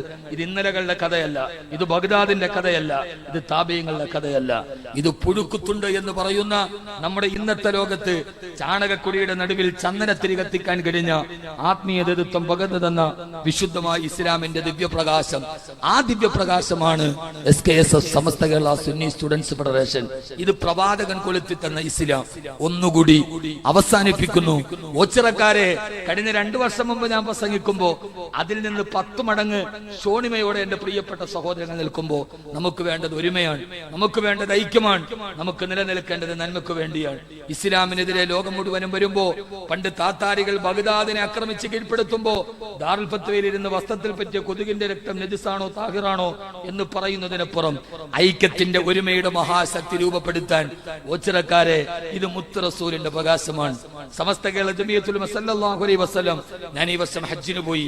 മിനയിൽ ലക്ഷക്കണക്കിന് ആളുകൾ, മിന മുഴുവൻ ലക്ഷക്കണക്കിന് ആളുകൾ 3 ദിവസം മിനയിൽ താമസിച്ച് അവരുടെ ഭക്ഷണാവശിഷ്ടങ്ങൾ, മാലിന്യാവശിഷ്ടങ്ങൾ 3-ാമത്തെ ദിവസം മിന മുഴുവനും ദുർഗന്ധമാവും. 3-ാമത്തെ ദിവസമാകുമ്പോ എല്ലാവരും എല്ലാ ടെന്റുകളോട് വിട പറയാൻ തുടങ്ങും. മിന മുഴുവനും നിശബ്ദമായി. ഉച്ചയായപ്പോ വല്ലാതെ ചുട്ടുപൊള്ളുന്ന വെയിലിൽ ഉച്ചയായപ്പോ മിന മുഴുവനും ശാന്തമായി. കുറെ മലയാളികളാണ് അവസാനം വരെ നിൽക്കുക. മിനയിലോട്ട് ഞാൻ നോക്കിയപ്പോ ഖാദിമുൽ ഹറമൈനി ശരീഫയുടെ ബോർഡ് വെച്ച മിനയിലെ പട്ടാളക്കാർ 2 മണിക്കൂർ കൊണ്ടും മിനയിലെ അവശിഷ്ടങ്ങൾ മുഴുവനും തുടച്ചു മാറ്റി. അസറായപ്പോൾ മിനയിൽ സുഗന്ധമുണ്ടായി. അവിടെയുണ്ടായ ഒരു പ്രകൃതിയുടെ ദുരവസ്ഥ പോലും, ഒരു പ്രകൃതിയുടെ ദുർഗന്ധം പോലും 2 മണിക്കൂർ കൊണ്ട് ഖാദിമുൽ ഹറമൈനിയുടെ ബഹുമാനപ്പെട്ട സൽമാൻ രാജാവിന്റെ ദൈക്ഷണികമായ പട്ടാളക്കാർ, ഖാദിമുൽ ഹറമൈനിയുടെ സേവകർ തുടച്ചു മാറ്റി. ഇത് മുത്ത് റസൂല് പഠിപ്പിച്ചു കൊടുത്ത മാതൃക. എനിക്ക് ഏറ്റവും ഇഷ്ടം സുഗന്ധമാണ്. ഇത് ലോകത്ത് പഠിപ്പിച്ചു കൊടുത്തത് ആലപ്പുഴ കടപ്പുറത്ത് 90-ാം വാർഷികം കഴിഞ്ഞ് ജനലക്ഷങ്ങൾ മുഴുവനും വടക്കോട്ടും തെക്കോട്ടും തിരിച്ചു പോകവേ 2 മണിക്കൂർ പിറ്റേ ദിവസം സൂര്യൻ ഉദിക്കുമ്പോ ആലപ്പുഴ കടപ്പുറത്ത് അടിഞ്ഞുകൂടിയ മാലിന്യങ്ങളെ ഒരു രാത്രി കൊണ്ട് നീക്കം ചെയ്ത് പിറ്റേ ദിവസം ആലപ്പുഴയ്ക്ക് ഇന്നലത്തേക്കാൾ സുന്ദരമായ ഒരു പ്രഭാതം നൽകിയ സമസ്ത കേരള ജമിയത്തുൽ ഉലമ എന്ന ധാർമ്മിക പടയണി പ്രസ്ഥാനം ഇത് 2-3 മുത്ത് റസൂലിന്റെ പ്രകാശമാണ്. ആ പ്രകാശം വരക്കൽ മുല്ലക്കോയത്തങ്ങൾ വഴി കേരളത്തിലേക്ക് കൈതെടുത്ത പ്രസ്ഥാനമാണിത്. ദ്രോഹിക്കാൻ അറിയാതെ, നോവിക്കാൻ അറിയാതെ, സാത്വികതയുടെ ശൈഖുന ആലിക്കുട്ടി ഉസ്താദ് കണ്ടപ്പോ ഞാൻ എന്റെ കണ്ണിൽ നിന്ന് വെള്ളം വന്നു പോയി. 490 ഷുഗർ, എന്നിട്ടും ബാക്കവിയുടെ പ്രസംഗം കേൾക്കണം. അത് ബാക്കവിയുടെ പ്രസംഗം മാത്രമല്ല, ഈ കണ്ട സമസ്തയുടെ പ്രവർത്തകരുടെ കൂടെ ഒരല്പനേരം ഇരുന്നു പോകാൻ കഴിയുന്ന ആഫ്രിക്കയിലെ സെനഗലിലെ ലോക പണ്ഡിത സമ്മേളനത്തിൽ പോയ പണ്ഡിതനാണിത്. ആരവങ്ങളും ആവേശങ്ങളും അവകാശവാദങ്ങളും ആക്രോശങ്ങളും ഇല്ലാത്തത് കൊണ്ട് അധികമാരും അറിയായില്ല എന്ന് മാത്രം. പക്ഷേ വേൾഡ് റാബിത്തത്തുൽ ഉലമയിൽ റാബിത്തത്തുൽ ആലമിയ്യൽ ഇസ്ലാമിയ ലോക ബഹുമുഖ പദപണ്ഡിതന്മാരുടെ സദസ്സിൽ ലേഖനം വായിക്കപ്പെട്ടത് ആലിക്കുട്ടി ഉസ്താദിന്റെ ലേഖനമാണ്. അതുകൊണ്ട് അത്രയും വലിയ മഹാപണ്ഡിതനാണ് ഇവിടെ വന്നത്. അദ്ദേഹമാണ് സമസ്ത കേരള ജമിയത്തുൽ ഉലമ ജനറൽ സെക്രട്ടറി. നിങ്ങൾ ഈ സമസ്തയുടെ പുറകിൽ അണിനിരക്കുക. നമ്മുടെ ഭാഷാ വിപ്ലവത്തെ, ഒരു സമൂഹത്തിന്റെ ഏറ്റവും വലിയ അക്ഷരം, ഇപ്പൊ ഏക സിവിൽ കോഡ് വന്നു, ആർക്കും അറിയില്ല. ശരീഅത്ത് വിവാദം വന്നു, ആരും അറിയില്ല. കാരണം പത്രങ്ങൾ അതെറിയില്ല. എറിയണമെങ്കിൽ രാവിലത്തെ അക്ഷര വടിവട്ട പ്രഭാതം നമുക്ക് വേണം. അതുകൊണ്ട് സുപ്രഭാതം, നമ്മുടെ ഒരു പ്രഭാതം സമസ്ത കേരള ജമിയത്തുൽ ഉലമയുടെ വർത്തമാന പത്രമാണ്. നിങ്ങൾ അതിന്റെ വരിക്കാരാവണം. അൽഹംദുലില്ലാഹ് തുടങ്ങി 2 വർഷം കൊണ്ട് കേരളത്തിലെ ഏറ്റവും പ്രധാനപ്പെട്ട പത്രത്തെക്കാൾ കെട്ടിലും മട്ടിലും എല്ലാ സാഹിത്യകാരന്മാരും പറഞ്ഞ പത്രമാണ് സുപ്രഭാതം. ഇൻഷാ അല്ലാഹ് നിങ്ങൾ ഇന്ന് ഓരോരുത്തരുടെ വരിക്കാരാവണം. അതിന്റെ കൗണ്ടർ വെളിയിലുണ്ട്. ഓരോരുത്തരും ഇൻഷാ അല്ലാഹ് സുപ്രഭാതത്തിന്റെ മാസ്റ്റർ ബ്രെയിൻ ബഹുമാനപ്പെട്ട ശൈഖുന കോട്ടുമൽ ഉസ്താദ് അവറുകൾ, അള്ളാഹു ആഫിയത്തും ആരോഗ്യവും കൊടുക്കട്ടെ, അള്ളാഹു ആഫിയത്തും ആരോഗ്യവും കൊടുക്കട്ടെ. പടച്ചവനെ, ഞങ്ങളുടെ 2 കണ്ണ് ഒരേ സമയത്ത് നീ എടുത്താൽ, ഈ ഹബീബത്തൈനി 2 ഒരേ സമയത്ത് എടുത്താൽ ഞങ്ങൾക്കിത് താങ്ങാനുള്ള കഴിവൊന്നും ഞങ്ങളുടെ ഈമാനിലില്ല അള്ളാഹുവേ.